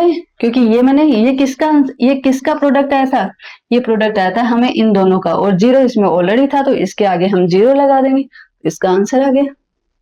ठीक है, मतलब मेरे कहने का मतलब ये है कि सेकंड और थर्ड एग्जाम्पल में मैं आपको ये बताना चाह रही हूँ कि अगर आपका 0 है तो आप स्टेप्स कैसे कट कर सकते हो। ठीक है, अब जैसे नीचे वाला आता है, ये हमारा फोर्थ वाला एग्जाम्पल आता है, इसमें क्या है, इस संख्या को हमें किससे मल्टीप्लाई करना है, 100 से करना है, तो 2 0 हैं, तो सबसे पहले तो 2 0 आ जाएंगे। अब 1 को इनसे मल्टीप्लाई करना है, तो 1 को तो आप किसी से भी मल्टीप्लाई करो, वही सेम संख्या आनी है, तो जो ये संख्या है यही हमारी सेम की सेम आ जाएगी, 378400, तो ये हमारा आंसर होगा 378400। ठीक है, अब आता है हमारा 980 को 108 से मल्टीप्लाई करना है। ये वाला एग्जाम्पल मैंने इसलिए लिया है कि अभी तक हमने जितने भी एग्जाम्पल्स देखे हैं उन सभी में हमने देखा कि जो हमारा मल्टीप्लायर है वो 2 डिजिट का है। अब हम ऐसा देखते हैं कि अगर मल्टीप्लायर 2 से ज्यादा डिजिट का आ जाए, अगर 3 डिजिट का आ जाए, 4 डिजिट का आ जाए, तो आप कैसे करोगे, उसके लिए मैंने आपको ये वाला एग्जाम्पल लिया है। जैसे है हमारा 980, 980 को किससे मल्टीप्लाई करना है, 108 से करना है। ठीक है, सेम तरीका है, कुछ भी नहीं है, सेम है। अब क्या करोगे, पहले 8 को इन तीनों से करोगे, 0 8 8 64, 6 लाख गए, 8 6 8 8 64, 8 निमाणी 72, 72 और 6 78, 78 आ गया। अब 0 को हम इन सब से करेंगे तो 0 ही आना है, तो इसलिए 0 आ गया। ठीक है, नेक्स्ट है हमारा 1, अब दो आ जाएंगे, 1 है तो 1 को आप इन सभी से करोगे, 1 को आप इन सभी से करोगे तो क्या जाएगा, 0 8 और 9, अब ऐड कर दो, 0 एज इट इज, 4 इधर 8, 7 और 8 15, असल 1 10, तो ये कितना आ गया, 1,05,840, तो इसका आंसर कितना आ जाएगा, 1,05,840। ठीक है, ये हमारा आंसर आ गया।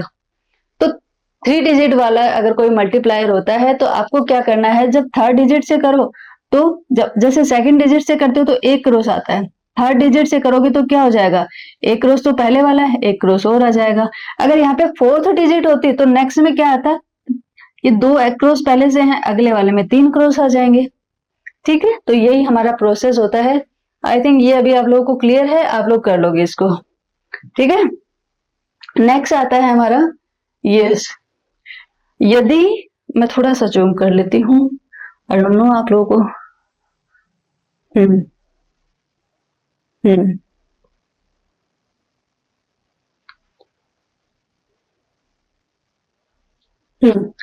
यहाँ पे दिया हुआ यदि 603 गुणा 28, 600 एक स्टेटमेंट दिया हुआ, यदि 603 गुणा 28 बराबर 63 गुणा 4 गुणा समथिंग डॉट डॉट डॉट तक रिक्त स्थान पर संख्या है, तो ये बता रहा है, वो पूछ रहा है कि जो रिक्त स्थान है यहाँ है, यहाँ पे कौन सी संख्या आएगी, इनमें से आपको संख्या बतानी है कौन सी है।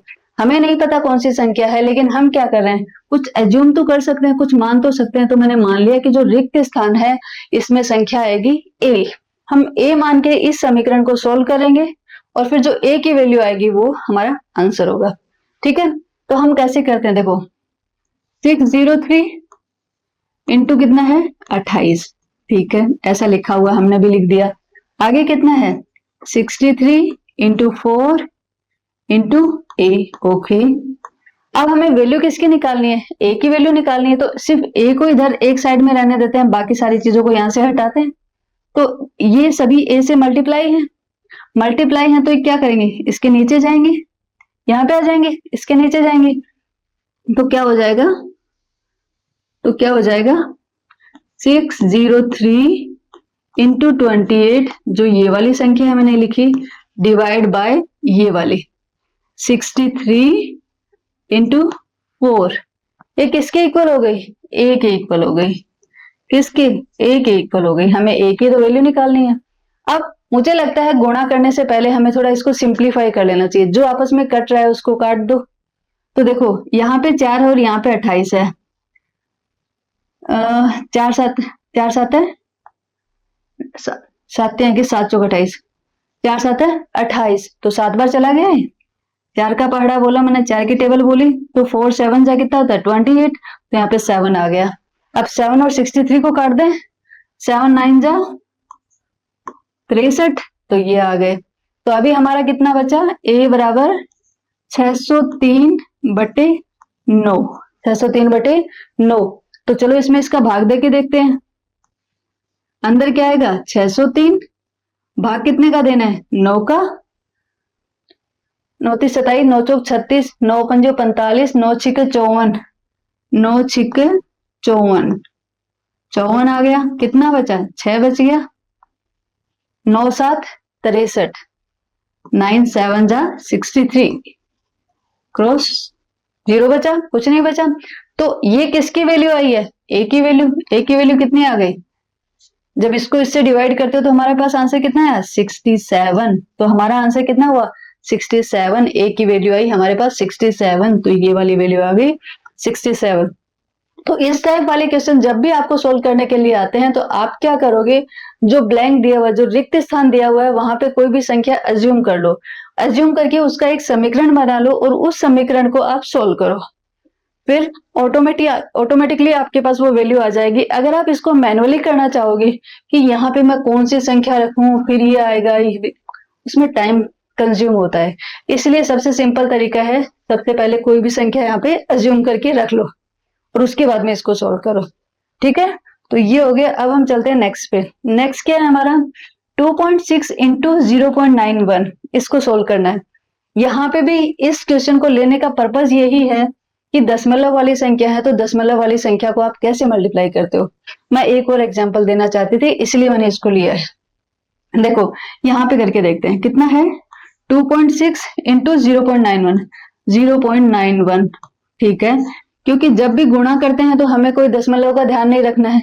दशमलव का ध्यान हम कब रखेंगे, जब फाइनल हमारे पास प्रोडक्ट आएगा। तो ठीक है, हम करते हैं। सबसे पहली डिजिट कौन सी है 1, 1 को हम सभी से मल्टीप्लाई करते हैं, तो कितना आ गया 6 आ गया और फिर 2 आ गया, ओके, फिर क्रॉस आया। फिर अब 9 को इनसे करते हैं, 9 को 6 से किया तो कितना आया 6 9 63, नहीं 6 7 6 8 18, 6 9 54, 6 9 54, तो 5 4 आ गया इधर, 9 दूनी 18, 18 और 5 23, 23 आ गया, ठीक है। अब जीरो का आगे करने का कोई मतलब नहीं है, बिकॉज जीरो से करेंगे तो जीरो ही आएगा, तो आगे कुछ करने का जरूरत नहीं है, तो हमने इतना ही रखा। 6 आ गया हमारे पास, 6 ले लिया नीचे, 4 और 2 8 3 2। अब हम देखेंगे कि हमें पॉइंट कहाँ पे लगाना है। पॉइंट देखो ऊपर, पॉइंट से पहले कितने डिजिट आ रही हैं वो टोटल डिजिट हम काउंट कर लेते हैं। पॉइंट से पहले एक डिजिट ये आई, एक डिजिट ये आई 2, एक डिजिट ये आई 3, तो पॉइंट से पहले कितने डिजिट आ गए 3 डिजिट आ गए। तो इसलिए फाइनल में जो डिजिट है 3 डिजिट छोड़ देंगे, 1 2 3, राइट साइड से हम 3 डिजिट छोड़ देंगे, 1 2 3 और फिर पॉइंट लगा देंगे। आ गया आंसर हमारा 2.386, यही हमारा आंसर होगा 2.36666। और हाँ 4 + 2 कितना होता है 6 ही तो होता है, मैंने बोला 4 + 2 कितना होगा हमारा 6, ठीक है। तो आंसर कितना है 2.366, 2.366 फर्स्ट वाला आंसर। ठीक है, तो ऐसे दशमलव की कोई भी संख्या आएगी तो आई थिंक आप लोगों को अभी कोई प्रॉब्लम नहीं होगी, अभी आप लोग इजीली सोल्व कर सकते हो। दशमलव से हमें कहीं पे भी कुछ सोचने की दिक्कत नहीं है, जस्ट लास्ट में जब हम पूरा गुणा कर ले उसके बाद में जब प्रोडक्ट आता है, फाइनल आंसर जब आता है, उसमें आप क्या करो, टोटल डिजिट काउंट कर लो कि दशमलव से पहले कितने डिजिट हैं, और जितने डिजिट हैं उतने डिजिट के बाद में दशमलव लगा दो। ठीक है, तो आई थिंक ये कंसेप्ट भी आपको क्लियर हो गया होगा। अब हम चलते हैं नेक्स्ट पे। देखो जो नेक्स्ट वाला है, इसका मेरा पर्पस ये है कि जो मैं आपको हमेशा बताती रहती हूँ कि माइनस प्लस कितना होता है। देखो ये आपको हमेशा याद रखना है, माइनस माइनस क्या होता है, plus, plus plus plus, minus plus minus, और प्लस माइनस माइनस। ठीक है, ये तो आपको हमेशा याद रखना है। बस ये वाला क्वेश्चन भी इसी के ऊपर है। यहाँ पे देखो कितनी 5 संख्याएं दी हुई है हमारे पास, 2 3 4 5 6, और सबको क्या किया है, सबको गुणा किया हुआ है। यहाँ पे डिफिकल्टी वाली चीज क्या आती है, बस हमें ये देखना है कि इनका, देखो गुणा तो इनको आपस में कोई भी कर सकता है, बस थोड़ा वो जो लेवल है वो ये है कि जो फाइनल आंसर आएगा उस वो जो आंसर है वो धनात्मक होगा या ऋणात्मक होगा, मीन्स उससे पहले प्लस आएगा या माइनस आएगा, वही हमारी मेन चीज है यहाँ पे।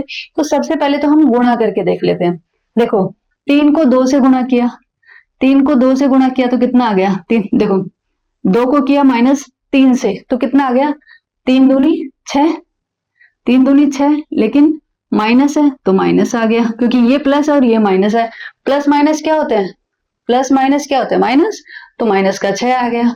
अब इधर देख लेते हैं, 4 को मैंने -5 से किया तो कितना आया, 20, 4 पंजो 20, ये प्लस है माइनस है तो कितना आ गया, माइनस आ गया।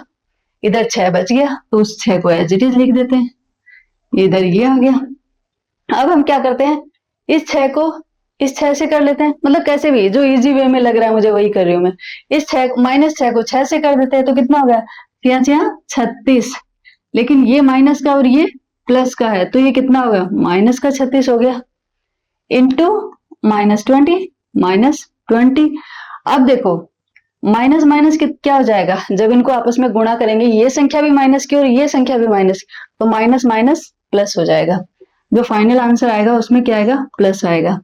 एक 0 है तो एक 0 मैंने पहले ही लगा दिया। अब क्या करना है, 2 को इससे मल्टीप्लाई कर दो, तो 6 दूनी 12, 3 दूनी 6 और 1 7, तो आंसर आया हमारा +720। कितना आंसर आया, +720, वही आंसर आएगा हमारा, तो हमारा आंसर होगा डी, 720। तो यहाँ पे आपको ध्यान क्या रखना है, बस ये वाला ध्यान रखना है कि plus minus is equal to minus, और minus minus is equal to plus. Okay, तो ये वाला क्वेश्चन भी हो जाएगा। अब हम देखते हैं नेक्स्ट वाला। नेक्स्ट वाला भी इंटरेस्टिंग है। देखो इसमें क्या है, यहाँ पे दिया हुआ 101, 101 into 111 is equal to 1,10,000, 1,10,000 plus 11 गुणा डॉट डॉट डॉट है, तो रिक्त स्थान में संख्या है। यहाँ पे भी यही बताना है कि रिक्त स्थान में कौन सी संख्या आएगी। तो मैंने क्या कहा था, इस टाइप के क्वेश्चन जब भी आते हैं तो आप क्या करोगे, रिक्त स्थान में आप कुछ भी एज्यूम कर लो, और मैंने यहाँ पे ए एज्यूम कर लिया, ए मान लिया कि यहाँ पे जो संख्या आएगी वो है ए। अब हमारा नेक्स्ट टारगेट क्या है, ए की वैल्यू फाइंड आउट करना, ए की वैल्यू हमें फाइंड आउट करनी है। तो सबसे पहले हम देखते हैं कि इसको सोल्व कैसे करेंगे। सोल्व करने का तरीका देखो ये है, इसको इससे मल्टीप्लाई करना है। ठीक है, तो पहले एक समीकरण बना लेते हैं इसका। देखो 1001 गुणा 111, ओके। अब क्या करना है, आपको वैल्यू किसकी निकालनी है, इसकी निकालनी है। तो इस साइड में और जितनी भी एक्स्ट्रा चीज है उसको इधर भेज देते हैं, बाई साइड में भेज देते हैं। ये एक्स्ट्रा है तो एक काम करते हैं, इसको इधर भेज देंगे, इधर भेज देंगे तो ये संख्या क्या हो जाएगी, इधर प्लस की है तो इक्वल के इधर आके किसकी हो जाएगी, माइनस की, तो ये हो जाएगा -1,10,000। ओके, 1,10,000। अब यहाँ पे कितना बचा, सिर्फ 11A बचा। यहाँ पे कितना बचा, 11A। ओके, 11A रखते हैं हम। पहले इसको सोल्व कर लेते हैं, उसके बाद में हम क्या करेंगे, जब A की वैल्यू निकालनी होगी तो जो इनका जो इनकी कैलकुलेशन के पास जो नंबर आएगा उस नंबर को हम 11 से डिवाइड कर देंगे तो हमारे पास ए की वैल्यू आ जाएगी। तो सबसे पहले हम इसको सोल्व कर लेते हैं। यहाँ पे हमें क्या करना है, 1001 को 111 से मल्टीप्लाई करना है, 111 से मल्टीप्लाई करना है। ठीक है, मैंने 1 से किया सभी को तो कितना आया 1001। दोबारा 1 से किया तो कितना आया 1001। दोबारा 1 से किया तो कितना आया 1001। जोड़ लिया तो कितना आया 1,11,111। 1,11,111 यही आया। इसमें से मेरे को माइनस करना है कितना, ये तो इसकी वैल्यू आई है, इसकी वैल्यू कितनी आ गई, ये वाली आ गई 1,11,111। इसमें से क्या माइनस करना है मेरे को 1,10,000, यहीं पे माइनस कर लेते हैं। लाख के नीचे लाख का आ गया, हजार के नीचे हजार का आ गया, यहाँ पे 0 0 माइनस कर ले। 1 as it is, 1 as it is, 1 as it is, ये 1 भी एज इट इज, बाकी सब 0 हो गए। तो ये कितना बच गया 1,01,11। इसकी वैल्यू कितनी आ गई 1,01,11 इक्वल्स टू 11a। तो जब हमें a की वैल्यू निकालनी हो तो हम क्या करेंगे 11 से इसको डिवाइड कर देंगे। 11 से इसको डिवाइड करते हो तो काटोगे तो कितना आएगा 101। आप डिवाइड करके देख लेना, 1,111 में आप 11 का भाग दोगे तो हमारे के पास कितना है 101। तो a की वैल्यू कितनी आ गई 101। ठीक है, हमें a की वैल्यू ही फाइंड आउट करनी थी। यहाँ पे देखते हैं किसी हमें आंसर, यस सी में आंसर है हमारा 101, ये हमारा सी का, तो सी वाला ऑप्शन सही है। तो वही मैं आपको बताना चाह रही हूँ कि ऐसे वाले क्वेश्चन जब भी आपके पास आते हैं तो आपको कभी भी घबराने की जरूरत नहीं है, कहीं भी टेंशन लेने की जरूरत नहीं है। इतनी बड़ी संख्या, इतनी गुणा में दिखाई दे रही, इतनी बड़ी बड़ी संख्याएं दिखाई दे रही, लेकिन आपने देखा इसमें कैलकुलेशन कितनी थी, बिल्कुल भी नहीं है, कैलकुलेशन बहुत कम है। बस आपको क्या करना है पेशेंस के साथ में ये देखना है कि जो दिया हुआ है और जो पूछ रहे हैं वहां पे अगर कुछ अज्यूम करने की जरूरत है तो उसको अज्यूम कर लो और एक सिंपल सा समीकरण बनाओ और उसको सोल्व करते हैं, आंसर आ जाएगा। ऐसे वाले की आप प्रैक्टिस कर सकते हो। ठीक है, नेक्स्ट, अब चलते हैं हम नेक्स्ट पे। ओके, नेक्स्ट आता है हमारा बोर्ड मास। नेक्स्ट आता है हमारा बोर्ड मास का नियम। बोर्ड मास का नियम भी बहुत इंपॉर्टेंट है, बहुत इंपॉर्टेंट है, जो कि आपको थ्रू आउट योर लाइफ आप बोर्ड मास के नियम को फॉलो करते हो, बस आपको पता नहीं होता है कि आप इसको फॉलो कर रहे हो। तो इसीलिए मे भी कभी एग्जाम में आपसे पूछ भी लिया जाए तो बोर्ड मास आपका एक इंपॉर्टेंट टॉपिक है, आपको याद रखना है, ये एक इंपॉर्टेंट टॉपिक है। ठीक है, बोर्ड मास क्या होता है, देखो जैसे मैं बोल रही हूँ बोर्ड मास, BOD board, board, okay, board मास, तो इसको बोर्ड मास। और अभी जो नया नियम चल रहा है वो होता है वी बोर्ड मास, वी और ऐड कर दिया इसमें आगे, तो V BODMAS, V BODMAS, इस नियम को क्या बोलते हैं वी बोर्ड मास। अब वी से क्या होता है, देखो वी से होता है विनक्यूलम, विनक्यूलम। ठीक है, वी फॉर विनक्यूलम, विनक्यूलर को हम बार ब्रैकेट भी बोलते हैं और रेखा बंधनी भी बोलते हैं। देखो जैसे आपके पास कोई नंबर है, जैसे मैंने लिखा 2 + 3 और इसके ऊपर अगर ऐसे बार बनाया हुआ है, जैसे बार ब्रैकेट बोलते हैं, ठीक है, अगर मैंने इसके ऊपर बार ब्रैकेट लगाया है तो इसकी वैल्यू, जब इस बार ब्रैकेट को आप हटाते हो तो इसकी वैल्यू हो जाती है 2 - 3। 2 - 3 मीन्स इसका बीच वाला जो साइन है वो साइन चेंज होता है, इसको हम रेखा बंधनी भी बोलते हैं। ठीक है, इसे क्या बोलते हैं रेखा बंधनी, बार ब्रैकेट या विनक्यूलम। ओके, तो ये होता है हमारा विनक्यूलम, इसको हम बोलते हैं विनक्यूलम। ये वाली जो लाइन होती है बार कोड होता है, इसको हम बोलते हैं विनक्यूलम। नेक्स्ट आता है B, B for bracket, B for bracket. जैसे मैंने आपके साथ डिस्कस किया था कि ब्रैकेट हमारे पास कितने टाइप के होते हैं, 3 ब्रैकेट होते हैं, छोटा ब्रैकेट, मंजिला ब्रैकेट और फिर बड़ा ब्रैकेट। ठीक है, इसे पैरेंथेसिस बोलते हैं, इसे जो है कर्ली, कर्ली ब्रैकेट बोलते हैं और इसे स्क्वायर ब्रैकेट बोलते हैं। पैरेंथेसिस, कर्ली ब्रैकेट और स्क्वायर ब्रैकेट, छोटा कोष्टक, मंजिला कोष्टक और बड़ा कोष्टक। ठीक है, तो ये आते हैं हमारे ब्रैकेट के अंदर। ब्रैकेट के अंदर हमारे 3 ब्रैकेट आते हैं। फिर आता है order, O for order. Order में क्या क्या चीजें आती हैं, जैसे घातांक होते हैं, किसी का मान लो आपको स्क्वायर रूट निकालना है, मूल निकालना है, या किसी संख्या का वर्ग दिया हुआ है, किसी संख्या का वर्ग दिया हुआ है, किसी का क्यूब घन दिया हुआ है, तो ये सारी चीजें किस में आती हैं, ऑर्डर में आती हैं, ओ फॉर ऑर्डर। ठीक है, नेक्स्ट आता है हमारा डी। नेक्स्ट आता है हमारा D, D for division, division means विभाजन। फिर आता है M for multiplication, M for multiplication means गुणा। फिर आता है ए, और उसके बाद आता है एस, ए फॉर एडिशन और S for subtraction, A for addition, S for subtraction. अब ये लिखने का तरीका, मतलब ऐसे क्यों लिखा है इसको, इसका नियम क्या है, हमने समझ लिया कि V for vinculum, B for bracket, O for order, D for division, M for multiplication, A for addition, S for subtraction, ये हमने पढ़ लिया। लेकिन ये लिखने का मीनिंग क्या है, क्यों लिखा है इसको?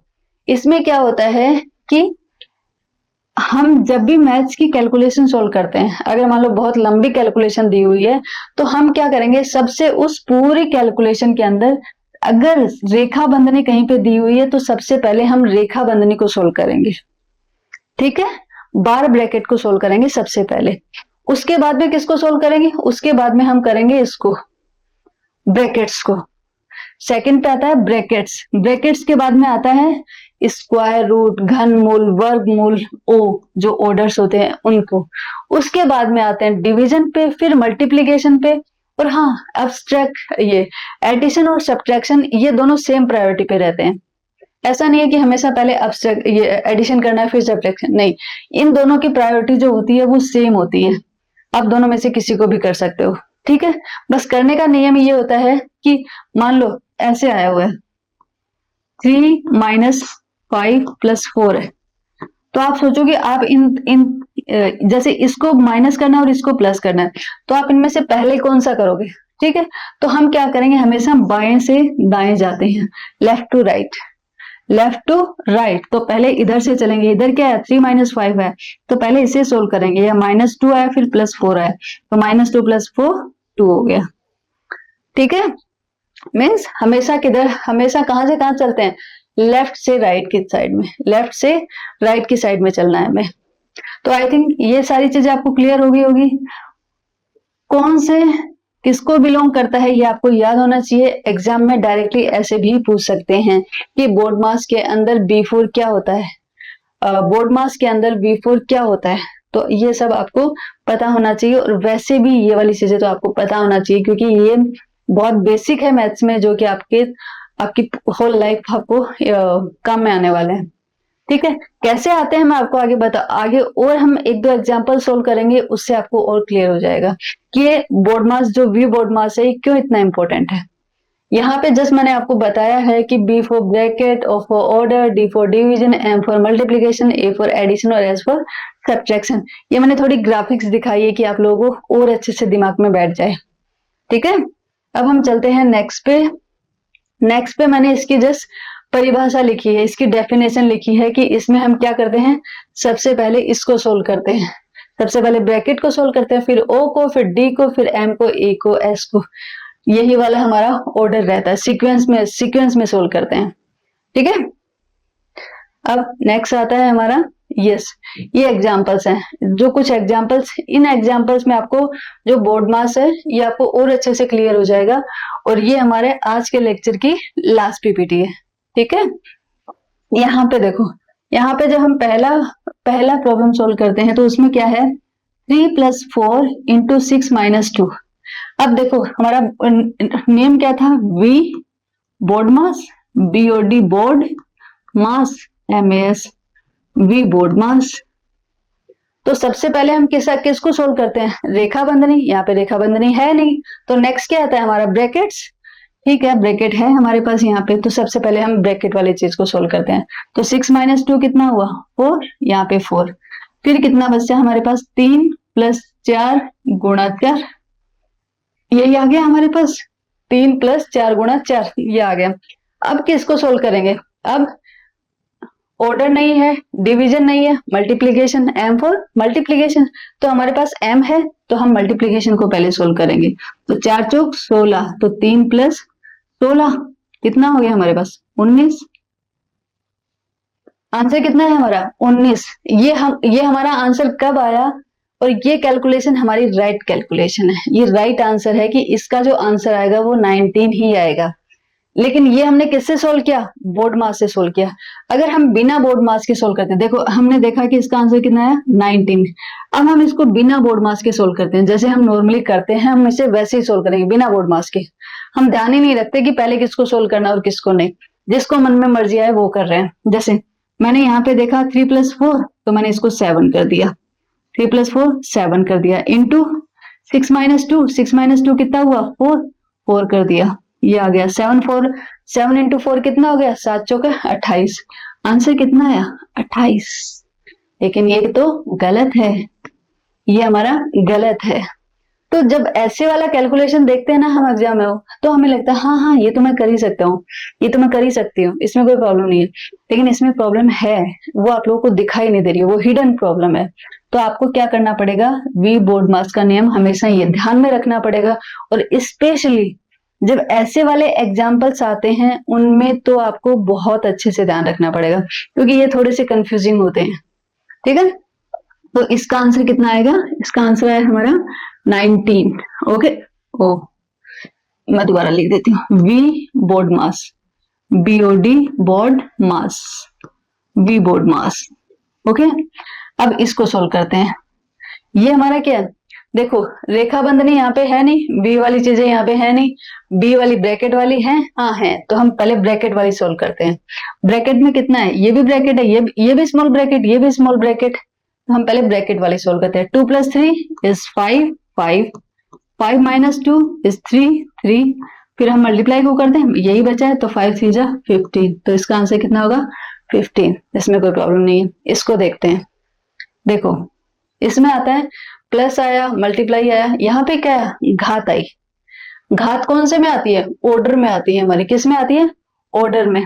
तो हमारा v इसमें है नहीं है, b वाली संख्या भी नहीं है, o वाली है, o वाली संख्या है इसमें। तो सबसे पहले किसको सोल्व करेंगे, इसी को सोल्व करेंगे। तो कितना हो गया 6 + 3 × 4, 2 की पावर 2 कितना हो गया 4 हो गया। अब यहाँ पे जब इसको सोल्व किया तो ये आया। अब इसमें देखो इधर प्लस है, इधर मल्टीप्लाई है, लेकिन हमें पता है कि हम पहले कौन सा सोल्व करते हैं, मल्टीप्लाई वाला करते हैं। तो पहले मल्टीप्लाई वाला किया, 6 + 3 × 4 = 12, तो 6 + 12 कितना हो गया 18। आंसर कितना आया 18। अगर आप इसमें बोर्ड मास नहीं लगाते हो तो आपको भी पता है कि आंसर कुछ अलग ही आएगा। ठीक है, तो इसका आंसर कितना है 18। अब हम चलते हैं नेक्स्ट वाले पे, अब हम चलते हैं नेक्स्ट वाले पे। नेक्स्ट है हमारा ये वाला। इसमें क्या है, देखो यहाँ पे ब्रैकेट है, ब्रैकेट में भी सबसे पहले अगर जैसे ब्रैकेट आता है, ब्रैकेट में भी सबसे पहले कौन सा ब्रैकेट सोल्व करोगे, सबसे पहले छोटा ब्रैकेट, फिर मंझला ब्रैकेट, और फिर बड़ा ब्रैकेट। मतलब सबसे छोटे की प्रायोरिटी सबसे ज्यादा है। सबसे पहले अगर तीनों ब्रैकेट आते हैं तो फिर हम सबसे पहले कौन सा सोल्व करेंगे, सबसे छोटा वाला ब्रैकेट, फिर उसके बाद मंझला ब्रैकेट, और उसके बाद में स्क्वायर ब्रैकेट जो बड़ा वाला ब्रैकेट आता है उसको सोल्व करेंगे। लेकिन देखो यहाँ पे हमारे पास छोटा ब्रैकेट है, बड़ा है और छोटा है, तो हम सबसे पहले कौन सा सोल्व करेंगे, छोटे वाले को सोल्व करेंगे। छोटा वाला यहाँ पे भी है और यहाँ पे भी है, चलो इन दोनों को सोल्व करते हैं। इसको किया तो ये कितना आ गया 5, ये 5 हो गया, इनटू ये एज इट इज रखते हैं, ये 5 आ गया, प्लस 8 माइनस, अब देखो यहाँ पे माइनस है और यहाँ पे मल्टीप्लाई है, कौन सा पहले सोल्व करोगे। ये भी अगर ब्रैकेट के अंदर भी सोल्व कर रहे हैं तो वो भी वहां पे भी क्या होगा, बोर्ड मास तो वहां पे भी लगेगा। तो यहाँ पे भी पहला कौन सा सोल्व होगा, मल्टीप्लाई वाला। तो हम पहले मल्टीप्लाई वाला करते हैं। -4 × 2 कितना होता है -8, तो ये कितना हो गया 8 - 8, 8 - 8 कितना हो गया 0, ये 0 हो गया। ठीक है, तो ये कितना हुआ 5 × 5, 5 × 5, 5 × 5 कितना हुआ 25। तो आंसर इसका कितना आएगा हमारे पास 25, कितना आया 25। इसका आंसर कितना आएगा 25। ओके, अब आता है हमारा नेक्स्ट देखो, ये थोड़ा सा और ध्यान से देखते हैं। यहाँ पे कितना है, 6+2 समथिंग समथिंग समथिंग दिया हुआ है। तो सबसे पहले हम क्या सोल्व करेंगे, रेखा बंधनी। तो रेखा बंधनी अगर हमने सोल्व किया तो जैसे मैं यहाँ पे लिखती हूँ इस क्वेश्चन को, देखो मैं शुरू में जो आ रहा है उसको डॉट डॉट कर रही हूँ, सारा मैं नहीं लिख रही हूँ, मैं सिर्फ छोटे वाले ब्रैकेट के अंदर का लिख रही हूँ, जो छोटा वाला ब्रैकेट है यहां से लिख रही हूँ 2+1, और बंधनी अगर को हमने खोला तो वो कितना हो गया, -4+5 हो गया वो, ठीक है, +5 हो गया, यस, मंझला ब्रैकेट बड़ा ब्रैकेट डिवाइड बाय 5, यही है वहां पे, यही है, मैंने सेम संख्या लिखी है, बस यहाँ पे डॉट डॉट कर दिया। अब इसको दोबारा सोल्व करते हैं, यहाँ पे डॉट डॉट कर दिया क्योंकि मुझे अभी इसको छेड़ना नहीं है। तो देखो अब यहाँ पे कहीं प्लस आ रहा है कहीं माइनस आ रहा है, और मैंने बताया था आपको प्लस और माइनस दोनों की प्रायोरिटी सेम होती है, अब किसी को भी पहले सोल्व कर सकते हो, बट रूल क्या है, लेफ्ट से हम राइट चलेंगे, ठीक है, तो इधर से करते हुए चलेंगे। 2+1 3, 3-4 -1, -1+5, -1+5 कितना हो गया, 4, तो ये 4 हो गया, डिवाइड बाय 5। अब इसको सोल्व करते हैं कि अभी ये क्या है, अभी देखो बड़ा ब्रैकेट तो हम छोड़ते हैं, यहाँ पे जो लिखा है उसको भी रहने दो, मैं मंझला ब्रैकेट ले लेती हूँ, मंझला ब्रैकेट से आगे तक ले लेती हूँ, ये कितना है 4+3 इंटू छोटे वाले ब्रैकेट से क्या निकला 4, ठीक है, ये एज इट इज, ओके, ये आया मंझला ब्रैकेट, इसमें किसको सोल्व करेंगे, पहले इसको करेंगे क्योंकि इधर प्लस और इधर मल्टीप्लीकेशन है, तो हम किसको सोल्व करेंगे, मल्टीप्लीकेशन को, तो कितना हो गया 4+12, 4×3=12, ये हो गया हमारा ये, तो ये कितना आया, बड़ा ब्रैकेट, बड़े ब्रैकेट में भी अब क्या लिख लेते हैं 6+2 इंटू ये सब है, तो ये कितना हो गया 12 और 4 कितना हो गया 16, तो ये 16 आ गया, ब्रैकेट लग गया, यहाँ पे डिवाइड बाय 5 है जो मैंने लिखना भूल गई, ठीक है, तो अभी ये कितना है डिवाइड बाय 5, ओके। अब हम क्या करेंगे, पहले इसको मल्टीप्लाई करेंगे क्योंकि मल्टीप्लाई वाला पहले होता है, तो 6+16 दूनी 32 भाग 5, 32+6 38, तो ये कितना आ गया 38/5, 38/5, तो हमारा आंसर कितना आएगा इसका 38/5, ठीक है। तो आप लोगों को समझ में आ गया कि हमें बोर्ड मास कैसे लगाना है, बोर्ड मास कैसे लगाना है और फिर उसको हमें कैसे सोल्व करना है, ठीक है। आई थिंक ये जो मैंने 5 एग्जाम्पल लिए हैं, 5 एग्जाम्पल से आपको और अच्छे से क्लियर हो जाएगा, हो गया होगा, ठीक है। तो अभी आज की क्लास हम यहीं पे खत्म करते हैं और आगे की क्लास में कुछ नए टॉपिक्स होंगे, और मैं सोच रही हूँ कि आपको जो भिन्न वाली क्लास है, लेकिन उससे पहले मैं ये भी सोच रही हूँ कि भिन्न वाली क्लासेस या तो मैं भिन्न वाली क्लास लेके आऊंगी, या फिर मैं सोच रही हूँ कि अभी तक जितने टॉपिक हुए हैं उनसे रिलेटेड जितने भी क्वेश्चंस अभी तक जो एग्जाम में आए हुए हैं, तो वो सारे क्वेश्चंस, वो उस टाइप के क्वेश्चंस, चाहे वो रीट में आए हुए हों, आरटेट में, यूटेट, सीटेट, इनमें किसी में भी इस टाइप के क्वेश्चंस जो आए हुए हैं, जो सिलेबस अभी तक करवाया है, तो उससे रिलेटेड जितने भी प्रीवियस 10 ईयर्स में जो क्वेश्चन आए हुए हैं, तो मैं सोच रही हूँ कि वही लेके आ जाऊं, मैं पहले वो सॉल्व करवा दूं, क्योंकि टॉपिक के साथ में अगर हम क्वेश्चन सोल्व करते रहेंगे ना, तो फिर थोड़ा और कॉन्फिडेंस आएगा। तो चलो नेक्स्ट क्लास में मिलते हैं, और अगर हाँ आपने मेरा चैनल सब्सक्राइब नहीं किया है तो प्लीज मेरा चैनल सब्सक्राइब करें, जिससे जो भी नए वीडियोज आते हैं आपके पास जल्द से जल्द पहुंच पाए। Okay, thank you.